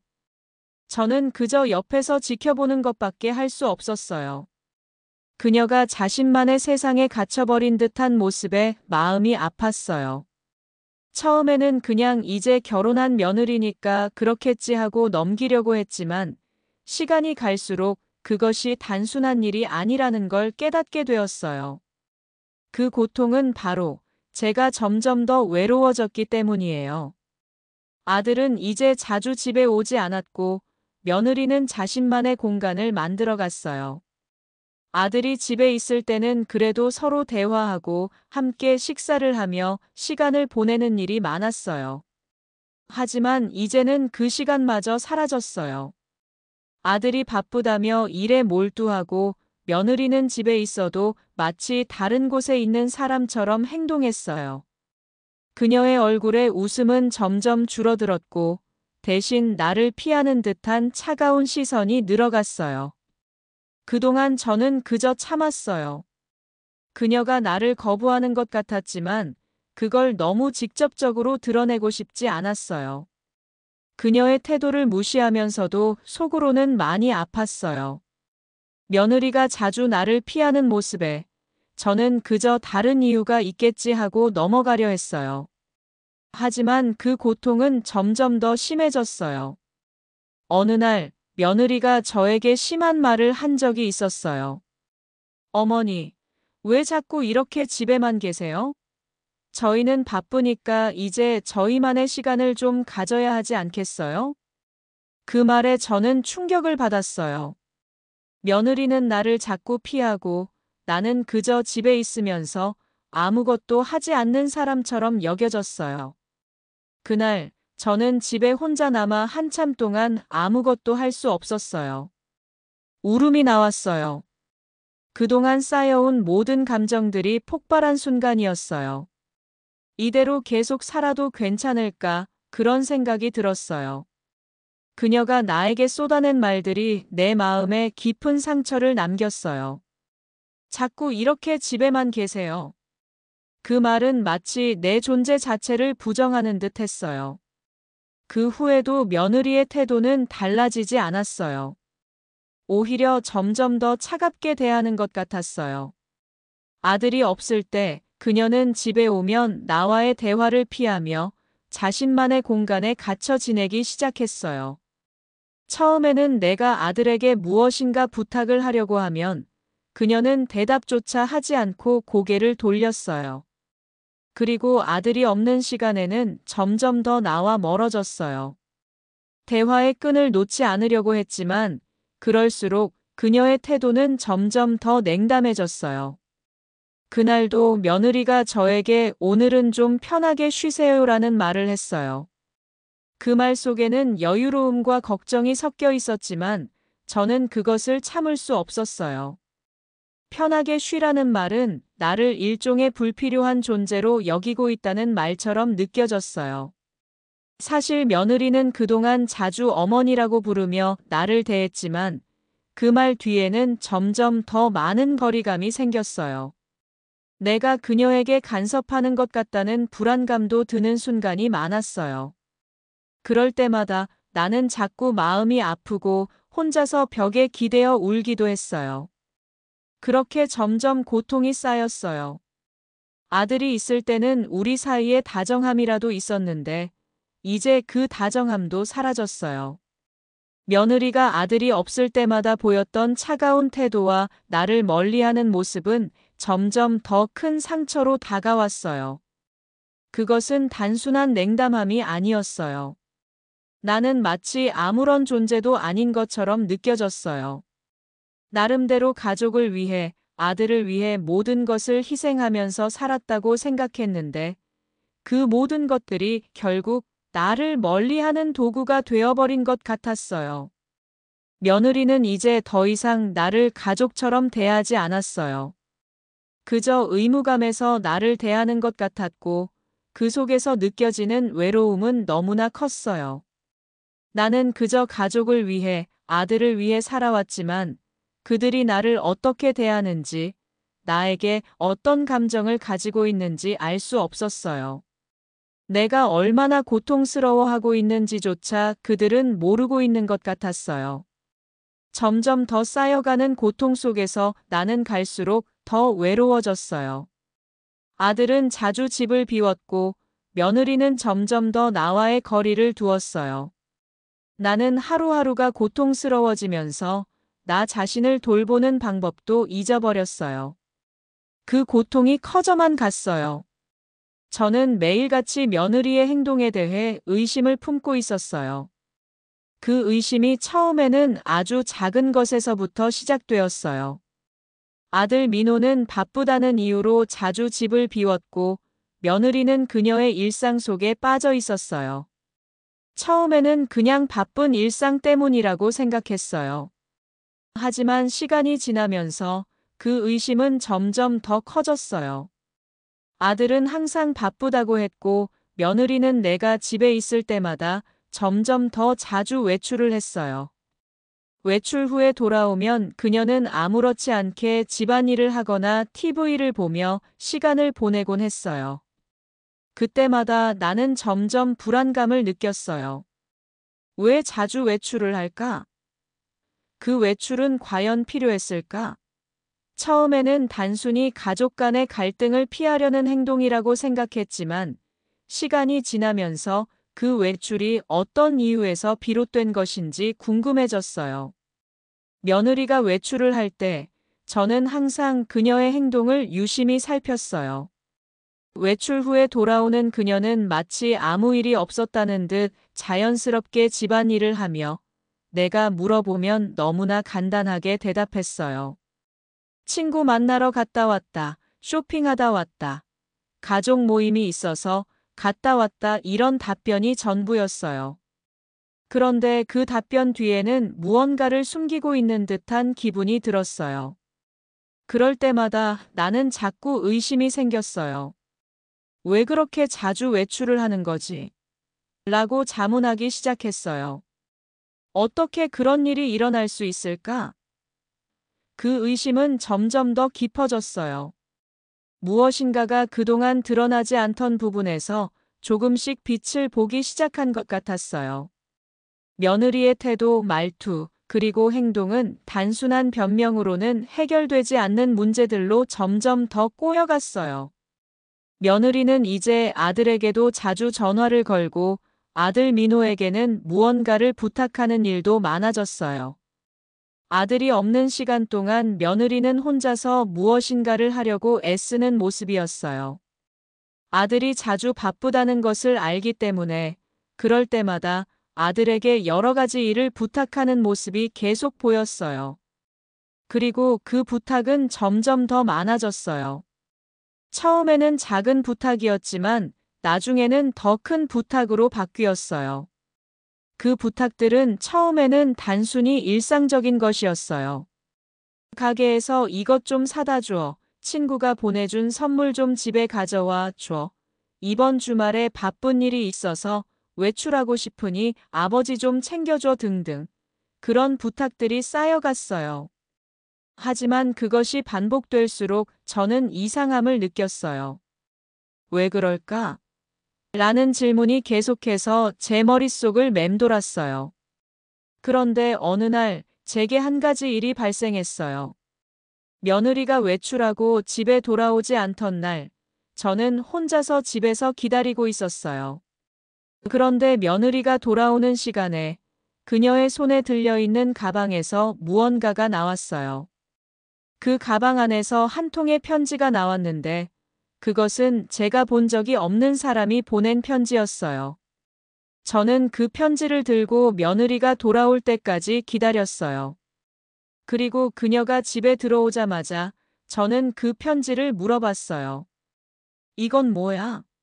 하고 물었어요. 그 질문에 며느리는 조금 당황한 듯 했어요.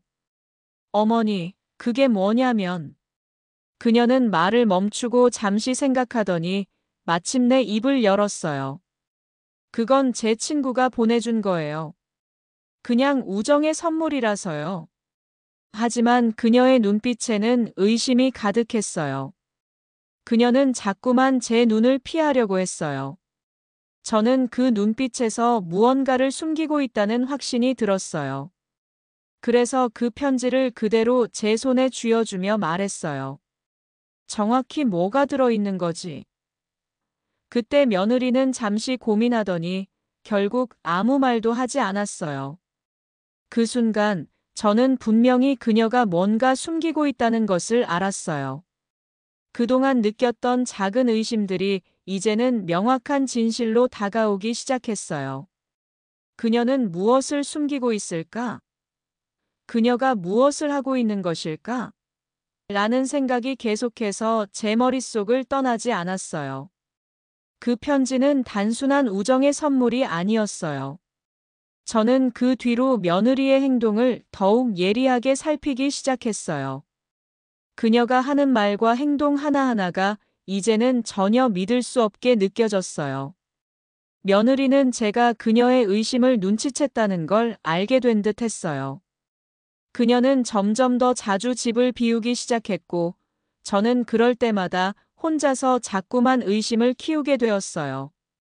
그녀는 무엇을 하고 있는 걸까? 그 의심은 점점 더 커져만 갔어요. 그리고 저는 그 의심 속에서 갈등을 겪기 시작했어요. 저는 계속해서 며느리의 행동을 지켜보며 의심을 증폭시켰어요. 그녀는 처음에는 그냥 지나칠 수 있었던 일들을 점점 더 신경 쓰게 만들었어요. 나는 이제 더 이상 그녀의 행동을 그냥 넘어갈 수 없었어요. 그렇다고 해서 바로 그 의심을 밝히려는 것도 아니었어요. 그녀가 무엇을 숨기고 있는지 알기 전에 저는 그녀의 진심을 파악하려고 했어요. 그리고 그것이 바로 저를 더욱 괴롭혔어요. 제가 그녀를 믿고 싶지만 그 의심이 점점 더 커져만 갔어요. 저는 며느리의 행동에 대한 의심이 점점 커져가는 동안 자신 혼자서 그 불안감을 견디기 힘들어졌어요. 어떻게 해야 할지 몰라 고민이 깊어졌고 점점 더 고립감을 느끼게 되었어요. 그러던 중 저와 가까운 몇몇 사람들에게 속마음을 털어놓게 되었어요. 그들의 위로와 조언은 그동안 쌓였던 긴장을 풀어주었지만 여전히 해결되지 않은 의심과 갈등이 제 안에 깊이 남아 있었어요. 가장 먼저 이야기를 꺼낸 사람은 제 오랜 친구인 이순희였어요. 이순희는 저와 오래된 인연이 있었고 그녀는 늘 제가 힘든 일이 있을 때마다 한 발짝 다가와서 내 마음을 이해해 주었어요. 그날도 마찬가지였어요. 저는 이순희에게서 위로를 받고 싶었어요. 그래서 그녀에게 전화를 걸었어요. 순희야, 요즘 너무 마음이 힘들어. 며느리 일이 너무 걱정돼서 그 말에 순희는 잠시 침묵을 지킨 후 부드러운 목소리로 말했어요. 수키야, 뭔 일이야? 말해봐. 너 요즘 너무 힘들어 보였어. 그 말을 듣자마자 저는 그동안 쌓였던 불안과 의심을 모두 털어놓았어요. 며느리의 외출, 그로 인한 이상한 행동, 그리고 자주 느끼는 불편한 감정들에 대해 이야기했어요. 순이는 저를 잠시 가만히 들으며 생각을 정리한 후 조심스럽게 답했어요. 수키야, 너도 알잖아. 며느리가 그렇게 변한 이유는 단순히 일이 많아서일 수도 있고 뭔가 다른 이유가 있을 수도 있어. 그렇다고 해서 너무 걱정하지 마. 내가 너무 마음에 쌓여 있으면 오히려 상황이 더 힘들어질 거야. 순이의 말은 그동안 제 마음을 몰랐던 것이 아닌가 하는 불안감을 잠시 덜어주었어요. 그렇지만 여전히 마음 한편에서 정말 그럴까? 라는 의문이 사라지지 않았어요. 순이는 제 마음을 잘 알았기에 다시 말을 이었어요. 하지만 만약 내가 정말 의심스러워서 계속 불안하다면 그녀와 직접 이야기하는 게 좋을 것 같아. 내가 마음을 열고 물어보면 그녀도 답할 수 있을 거야. 물론 조심스러워야겠지만 순이의 말처럼 며느리와의 직접적인 대화가 필요하다는 생각이 들었어요. 그동안 말하지 못한 감정들이 쌓였기에 저도 모르게 마음속에서 불안감이 점점 커지고 있었어요. 그러나 바로 대면에 이야기하는 게 두려운 마음도 들었어요. 그때 순이는 저를 안심시키려는 듯 말했어요. 수키야, 내가 옆에서 있을게. 내가 그 말을 꺼내는 게 쉽지 않겠지만 분명히 말할 때가 올 거야. 그때 내가 도와줄게. 순이의 위로는 저에게 큰 힘이 되었어요. 그녀의 조언은 냉정하면서도 따뜻한 것이었어요. 그런 마음을 주면서도 그녀는 나에게 해결책을 제시해 주었어요. 그럼에도 불구하고 그 불안감은 여전히 사라지지 않았어요. 이순희와의 대화 후 저는 또 다른 사람에게 상담을 요청했어요. 이번에는 제 동네에 사는 박미자 언니였어요. 박미자 언니는 매우 실용적이고 현실적인 조언을 주는 사람이라 저에게 큰 도움이 될 수 있을 거라 생각했어요. 언니를 만나자마자 저는 곧바로 고민을 털어놓았어요. 미자야, 요즘 내가 며느리 때문에 너무 고민이 많아. 그녀의 태도가 너무 이상해. 나를 피하는 느낌도 들고 내가 뭔가 잘못한 게 아닌가 싶어서 마음이 무너질 것 같아.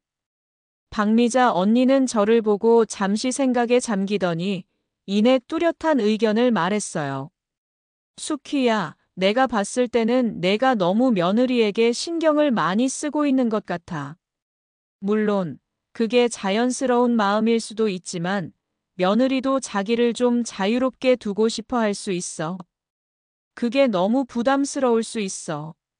내가 그녀의 공간을 존중해 주는 게 필요할 때가 있는 거야. 언니의 말에 조금은 마음이 풀리기도 했지만 한편으로는 여전히 불안감이 가시지 않았어요. 그게 정말 전부일까? 하는 의문이 계속 들었어요. 박미자 언니는 그런 제 마음을 눈치챈 듯 다시 말을 이었어요. 수키야, 마음을 너무 쫓아가지 마. 사람마다 마음속에 비밀을 가지고 있을 수 있어. 며느리가 뭘 숨기고 있다면 그건 그녀의 문제지. 내가 너무 걱정할 필요는 없어. 하지만 그녀와의 관계가 잘못될까봐 걱정되는 거라면 그때는 조금 더 시간이 필요할 수 있어. 너무 서두르지 말고 조금씩 풀어가 봐. 그 말을 듣고 저는 또 한 번 마음이 안정되는 것을 느꼈어요. 그러나 그럼에도 불구하고 제 의심은 계속해서 사라지지 않았어요. 그런 의심들이 하루하루 쌓여가면서 저는 점점 더 내면에서 갈등을 겪고 있었어요. 결국 저는 다시 한 번 더 며느리와의 대화를 시도해야겠다는 결심을 하게 되었어요. 어느 날 며느리가 집에 왔을 때 저는 참지 않고 조용히 말을 꺼냈어요. 며느리야, 요즘 너와 나는 왜 이렇게 거리가 멀어진 것 같지? 며느리는 그 질문에 잠시 놀란 표정을 지었어요. 그때 저는 용기를 내어 말을 이어갔어요. 내가 무엇을 잘못했는지 모르겠지만 내가 자꾸 나에게 숨기는 것 같아서 마음이 무거워. 나에게 솔직하게 말해줄 수 있니? 그 순간 며느리는 잠시 말문을 열지 않았어요. 그녀는 저를 바라보며 고개를 숙였고 결국 말을 꺼냈어요. 어머니, 사실은 그녀의 말을 듣고 저는 숨을 크게 내쉬며 그녀의 이야기를 기다렸어요. 아들은 항상 바빴어요. 결혼 후에도 아이들이 생기고 나서도 그는 늘 자신의 일이 가장 중요한 사람처럼 보였어요. 그는 부모와의 관계를 그저 당연한 일상으로 여기고 있었고 결코 깊게 들여다보거나 신경 쓸 필요가 없다고 생각했어요. 어머니 김숙희와의 관계 역시 그저 매일 보는 것처럼 자연스럽고 며느리와의 갈등에 대해서는 그저 시간이 지나면 해결될 문제라고 여겼어요. 하지만 어느 날 그가 진실을 마주하게 된 순간이 찾아왔어요. 그날 아침 아들은 일찍 출근 준비를 하던 중 우연히 집에 남아있던 어머니와의 대화에 귀를 기울이게 되었어요. 어머니는 며느리 민정과의 갈등에 대한 이야기를 조용히 하고 있었어요. 아들은 그동안 어머니가 어떤 감정을 느끼고 있었는지, 그리고 그 갈등이 얼마나 깊어졌는지를 전혀 몰랐어요. 그는 다만 며느리의 외출이 잦고 자주 늦는 것 정도로만 생각했어요. 그저 바쁘고 힘든 시기에 그런 일이 있다는 정도로 여겼지만 그 안에 감춰진 진실을 알게 될 줄은 몰랐어요. 어머니의 목소리는 차분했지만 그 안에 담긴 슬픔과 분노는 뚜렷하게 들렸어요. 나는 그냥 내 자식이 행복하기를 바랄 뿐이었는데 그게 그렇게 어렵나? 어머니의 말은 속삭이는 듯 했지만 아들은 그 말이 크게 울려 퍼지는 것 같았어요. 그는 잠시 멈춰서서 생각에 잠겼어요. 어머니가 왜 그렇게 슬퍼할까? 왜 그렇게 불안해 보일까? 그 순간 아들은 무언가가 깨진 듯한 느낌을 받았어요. 어머니의 그런 모습은 그동안 본 적이 없었어요. 평소 강한 인상을 주는 어머니가 그렇게도 연약하고 외로워 보이는 모습을 본 적이 없었어요. 아들은 그날 아침 첫 번째로 며느리와의 관계가 이상해지고 있다는 사실을 직감하게 되었어요. 그런데 그 이상함이 단순한 오해나 작은 갈등에 그치지 않다는 걸 깨달은 것은 그 이후였어요. 하루가 지나고 아들은 어머니의 말이 계속해서 머릿속을 맴돌았어요. 그는 그동안 며느리가 보였던 태도에 대해 다시 한번 생각해 보기 시작했어요. 매일매일 바쁘다는 이유로 집에 늦게 돌아오고 때때로 아버지와의 관계에서 멀어진 듯한 느낌을 받았던 일들. 그는 그 모든 일이 단순한 피로와 일의 스트레스 때문이라고 치부했지만 점점 더 그 안에 숨겨진 진실이 있다는 생각이 들었어요. 그는 결정을 내렸어요. 어머니에게 직접 이야기를 나누기로 한 거예요. 며칠 후 아들은 집으로 돌아와 어머니와 함께 앉아 차를 마시며 대화를 시작했어요. 그는 마음속에서 맴도는 궁금증을 풀어내고 싶었고 그동안 감춰져 있던 진실을 알고 싶었어요. 엄마, 요즘 많이 힘드셔 보이세요. 무슨 일이죠? 아들의 물음에 어머니는 잠시 눈을 감았어요. 그리고 긴 숨을 내쉬며 말했다. 민정이가 예전과는 달리 자주 나를 피하고 대화를 거부해. 아무리 설명해도 그녀는 나와의 대화를 피하려고 해. 그리고 또 그녀가 항상 외출할 때마다 그녀의 행동에 의심이 들어. 어머니의 말이 점점 더 진지해졌어요. 아들은 그때부터 무언가를 깨닫기 시작했어요. 그동안 자신은 너무 많은 부분을 무시하고 지나쳤다는 걸. 며느리와의 관계에서 이상한 부분을 외면하고 있었던 자신을 돌아보았어요. 엄마, 그게 다 무슨 말이에요? 민정이한테 무슨 일이 있었던 거예요? 아들은 조심스럽게 물었어요. 어머니는 그 말을 들은 후 잠시 침묵을 지켰다가 결국 눈물을 참지 못하며 말을 이었어요. 민정이가 내가 보기에는 내가 아닌 다른 사람에게 마음을 뺏긴 것 같아요. 자꾸 외출을 한다고 하면서 점점 더 나를 무시하고 심지어 말도 없이 집을 나가기도 해. 아들은 어머니의 눈에서 흐르는 눈물을 보며 그동안 무심하게 지나쳤던 것들이 서서히 드러나고 있다는 걸 실감했어요. 그가 그동안 알지 못했던 며느리의 진짜 모습이 서서히 드러나기 시작했어요. 며느리가 무언가 숨기고 있다는 사실을 그제야 알게 된 거예요. 민정이와 얘기해봐야겠어요. 엄마, 걱정 마세요. 아들은 어머니의 손을 꼭 잡고 다짐하듯 말했지만 그의 마음속에는 불안한 기운이 가득 차 있었어요. 며칠 후, 아들은 며느리와 진지한 대화를 나누었어요. 그동안 누락되어 있던 감정들이 드러나면서 며느리는 점차 마음을 열었어요. 그리고 그녀의 입에서 나오는 말들은 아들에게 충격적인 진실을 안겨주었어요. 아버지와의 관계가 서먹해지기 시작했어요. 우리가 결혼하고 아이들이 태어난 후 저는 점점 더 혼자라는 느낌이 들었어요. 그래서 그런 마음이 다른 사람에게 끌리게 되었고 그때부터 자꾸 마음이 흔들렸어요. 며느리는 고백했어요. 아들은 며느리의 말에 어리둥절했어요. 그동안 자신이 몰랐던 감정의 세계가 있음을 깨닫게 되었어요. 그는 그동안 자신이 너무 멀리서 바라보고 있었다는 것을 알게 되었고, 그로 인해 생긴 갈등을 어떻게 풀어야 할지 몰랐어요. 그럼 이제 어떻게 할 거예요? 아들은 진지하게 물었어요. 아직도 확신이 없어요. 하지만 정말 중요한 건 그동안 숨겨왔던 감정을 풀어야 한다는 거예요. 그리고 당신과 어머니와의 관계를 회복하는 게 필요해요. 며느리는 눈물을 글썽이며 말했어요. 아들은 며느리의 고백을 들으며 그동안의 의심과 갈등이 조금씩 풀려가는 느낌을 받았어요. 결국 그는 자신의 가족, 어머니와 며느리 사이의 갈등을 해결할 수 있는 방법을 찾기로 결심했어요.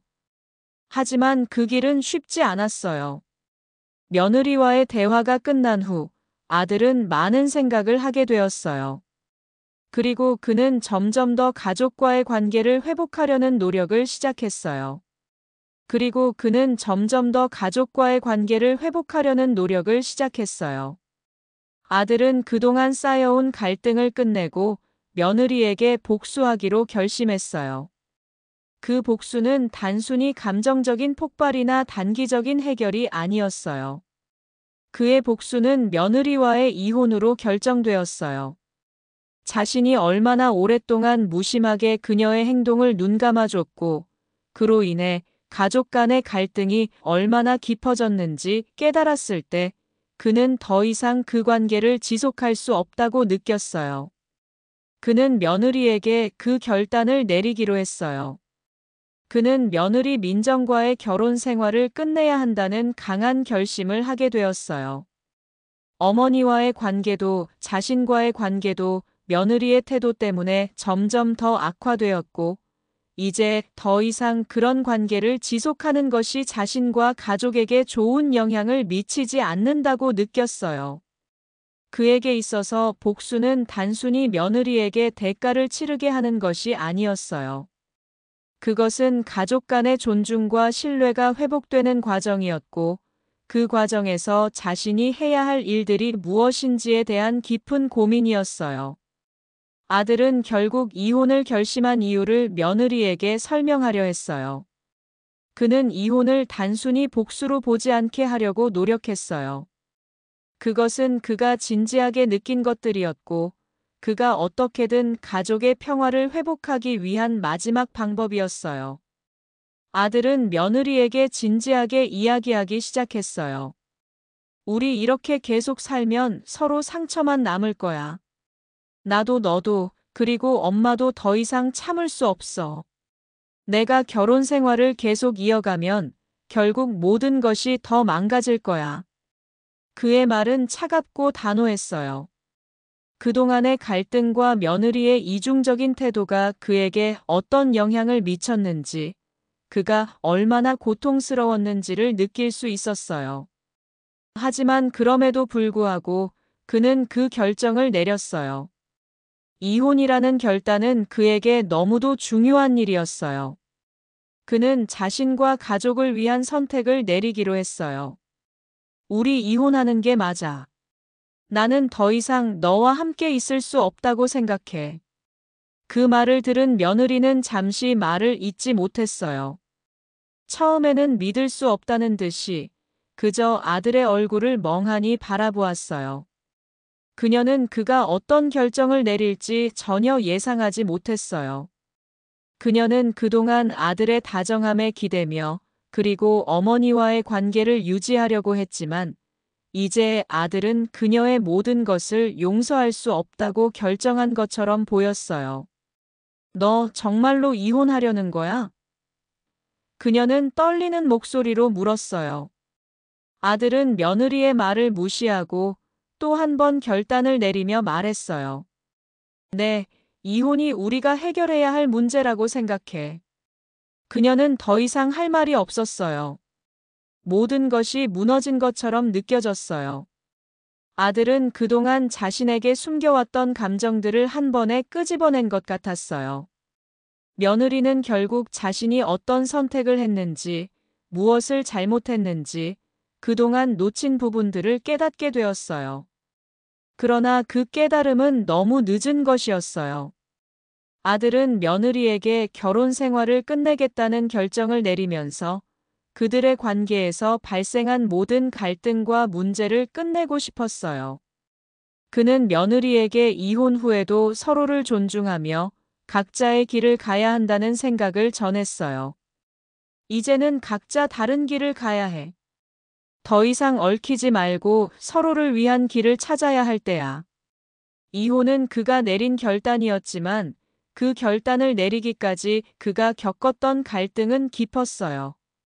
그는 과연 이 결정을 내린 것이 옳은 것인지 혹은 더 나은 방법이 있었을지에 대해 고민을 많이 했어요.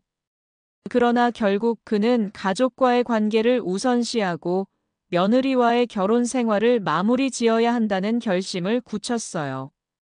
그의 결단은 복수가 아닌 자신과 가족의 미래를 위한 선택이었어요. 아들은 이혼이라는 결정을 통해 더 이상 며느리와의 갈등에 끌려가지 않기로 했어요.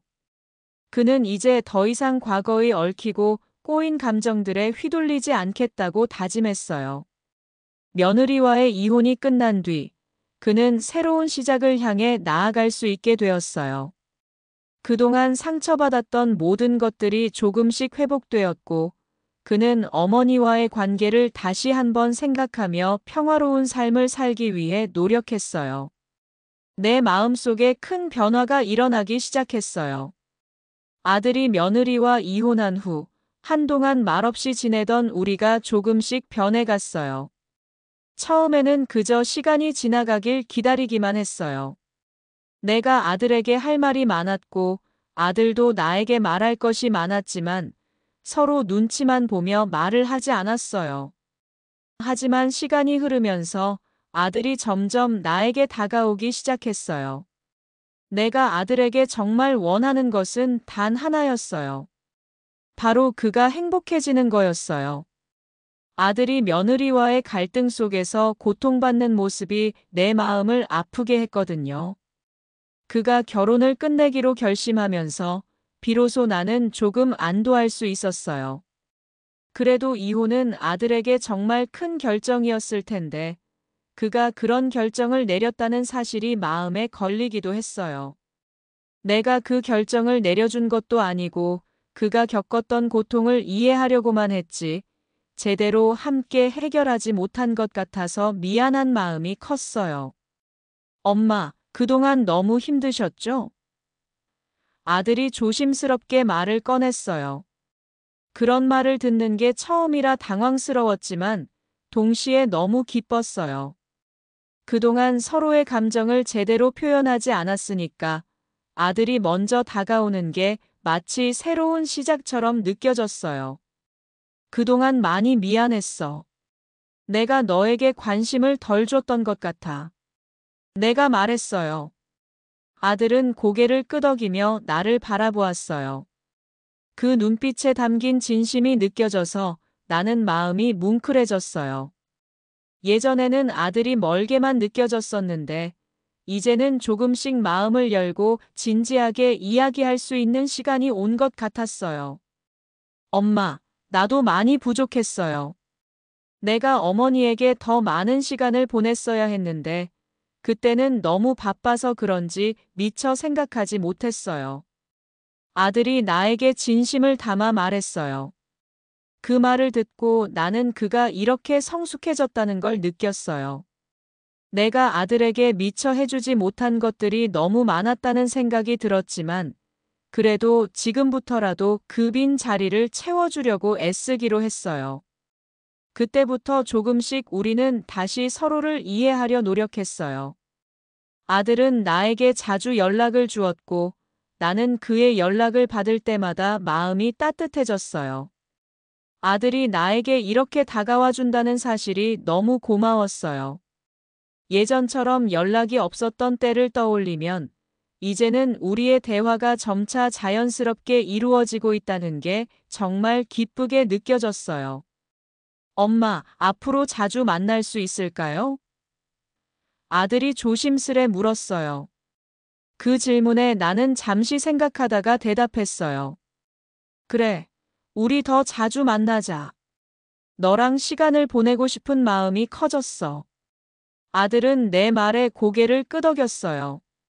그때 나는 비로소 아들과의 관계가 다시 시작되었음을 느꼈어요. 과거의 갈등이 해결된 후, 우리는 다시 서로에게 다가갈 수 있게 되었어요.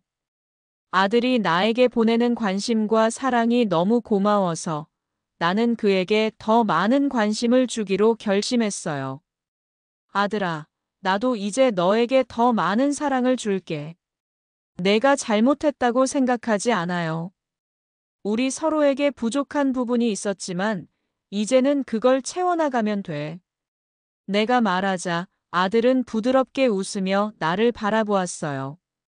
엄마, 저도 그렇게 생각해요. 이제 우리가 함께하는 시간이 더 중요하다는 걸 알았어요. 아들의 말을 들으며 나는 마음이 편안해졌어요. 그동안 우리가 놓쳤던 시간들이 많았지만 이제부터는 그 시간들을 조금씩 채워가기로 했어요. 갈등이 해결된 후 나는 아들과 더 가까워졌고 우리의 관계는 점차 회복되어 갔어요. 예전처럼 가끔은 싸우기도 했지만 서로의 마음을 이해하려는 노력이 있었기에 그 싸움조차 의미 있는 일이 되었어요. 우리 더 자주 만나자. 아들이 다시 말했다. 나는 고개를 끄덕였어요. 응, 그래. 앞으로는 우리가 함께하는 시간이 많아질 거야. 그 후로도 아들은 자주 나를 찾아왔고, 우리는 함께 차도 마시고, 때로는 오래된 사진을 보며 웃기도 했어요. 그런 소소한 일상 속에서 나는 아들의 진심을 더욱 느낄 수 있었어요.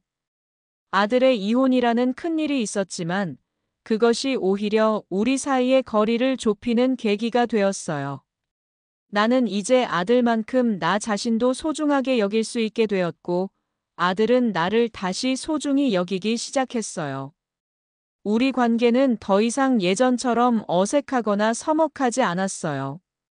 아들과 나는 다시 한번 서로를 이해하는 법을 배우고 서로의 상처를 치유하는 시간을 가졌어요. 시간이 지나면서 나는 아들과의 관계가 이전보다 훨씬 깊어졌다고 느꼈어요. 이제 우리는 서로를 진심으로 믿고 의지할 수 있는 존재가 되었어요. 엄마, 사랑해요. 아들이 그렇게 말할 때 나는 눈물이 나올 뻔했어요. 그 말 한마디가 그동안 내가 기다려왔던 것 같았어요. 아들과 나는 이제 예전보다 더 가까운 관계가 되었고, 앞으로도 서로를 아끼며 살아가기로 결심했어요. 내 마음속에 일어난 변화는 점점 더 뚜렷해졌어요. 아들과 며느리와의 갈등이 끝나고 내가 겪었던 상처들이 조금씩 아물기 시작했어요. 물론 시간이 지나면서 여전히 그때의 기억들이 나를 괴롭히기도 했지만, 이제는 그 모든 것들이 내 삶의 일부로 받아들여지기 시작했어요. 그동안 내가 너무 억누르고 내면의 감정을 외면했음을 깨달았고, 그로 인해 많이 지쳐 있었다는 것을 알게 되었어요. 내가 회복할 수 있었던 가장 큰 이유는 바로 나 자신에게 집중하기로 했기 때문이에요. 오랫동안 다른 사람들의 눈치만 보며 살아왔고, 내가 무엇을 원하는지, 무엇이 나를 행복하게 만드는지에 대해 전혀 생각해 보지 않았어요. 이제는 그런 것들이 중요하다는 것을 깨달았고, 그동안 놓쳤던 나의 삶을 다시 찾기로 결심했어요. 첫 번째로 한 일은 바로 나만의 시간을 갖는 것이었어요. 예전에는 늘 다른 사람들을 챙기느라 나에게는 신경 쓸 여유가 없었어요. 아들과 며느리, 그리고 가족들의 요구와 기대에 맞추느라 나의 목소리는 점점 작아지고 결국 나 자신을 잃어버린 기분이었죠. 하지만 이제는 그런 세상의 소음 속에서 내가 무엇을 진정으로 원하는지 물어보기 시작했어요. 매일 아침 일찍 일어나 차 한 잔을 마시며 창밖을 바라보는 것만으로도 큰 행복을 느꼈어요. 그동안 바쁘게 살아왔기 때문에 이렇게 멈추어 서서 세상을 바라보는 일은 정말 오랜만이었어요. 밖에 보이는 나무와 하늘, 새들이 지저귀는 소리, 바람의 흐름, 그런 작은 것들이 나에게 큰 위로가 되었어요. 매일 아침 차 한 잔과 함께 나만의 시간을 보낼 수 있다는 사실이 너무나 감사하게 느껴졌어요. 두 번째로 시작한 일은 취미를 갖는 것이었어요. 예전에는 모든 것이 부담스러워서 취미를 즐길 여유가 없었어요. 하지만 이제는 내 삶에 기쁨을 줄 수 있는 무언가를 찾기로 했어요. 나는 글을 쓰기 시작했어요. 글을 쓰는 동안 나는 내 마음을 자유롭게 표현할 수 있었고, 그 과정에서 내 안에 억눌렸던 감정들을 풀어낼 수 있었어요. 처음에는 조금 어색했지만 점점 글이 써지면서 나도 몰래 내 자신을 발견하게 되었어요. 이렇게 나를 위한 시간을 갖는 것이 얼마나 중요한지 몰랐어요.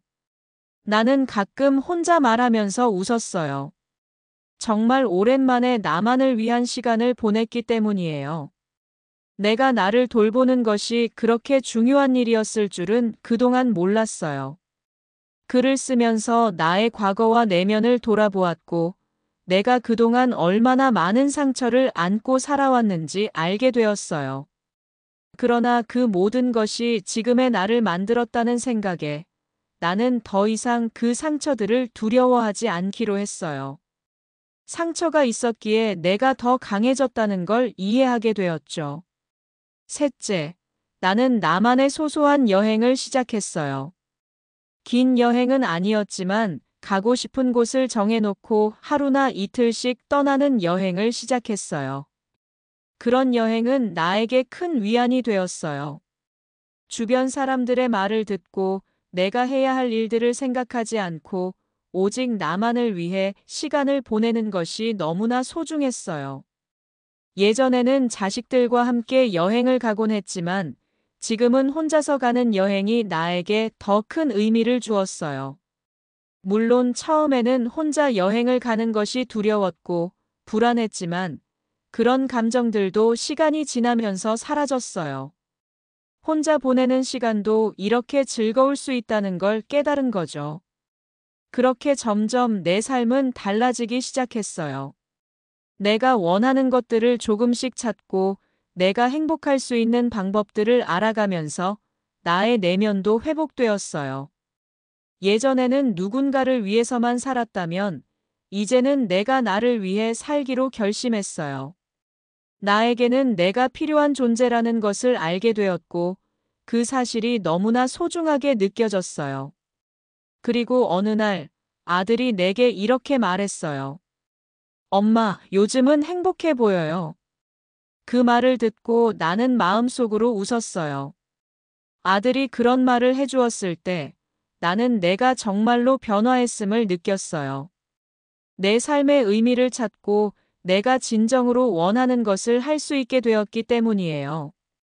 그동안 내가 너무 많은 것을 희생하며 살아왔고 이제는 그런 삶에서 벗어나 내 자신을 사랑하는 법을 배우기 시작했어요. 그동안 쌓였던 고통이 풀리면서 나는 이제 더 이상 과거의 내가 아니었어요.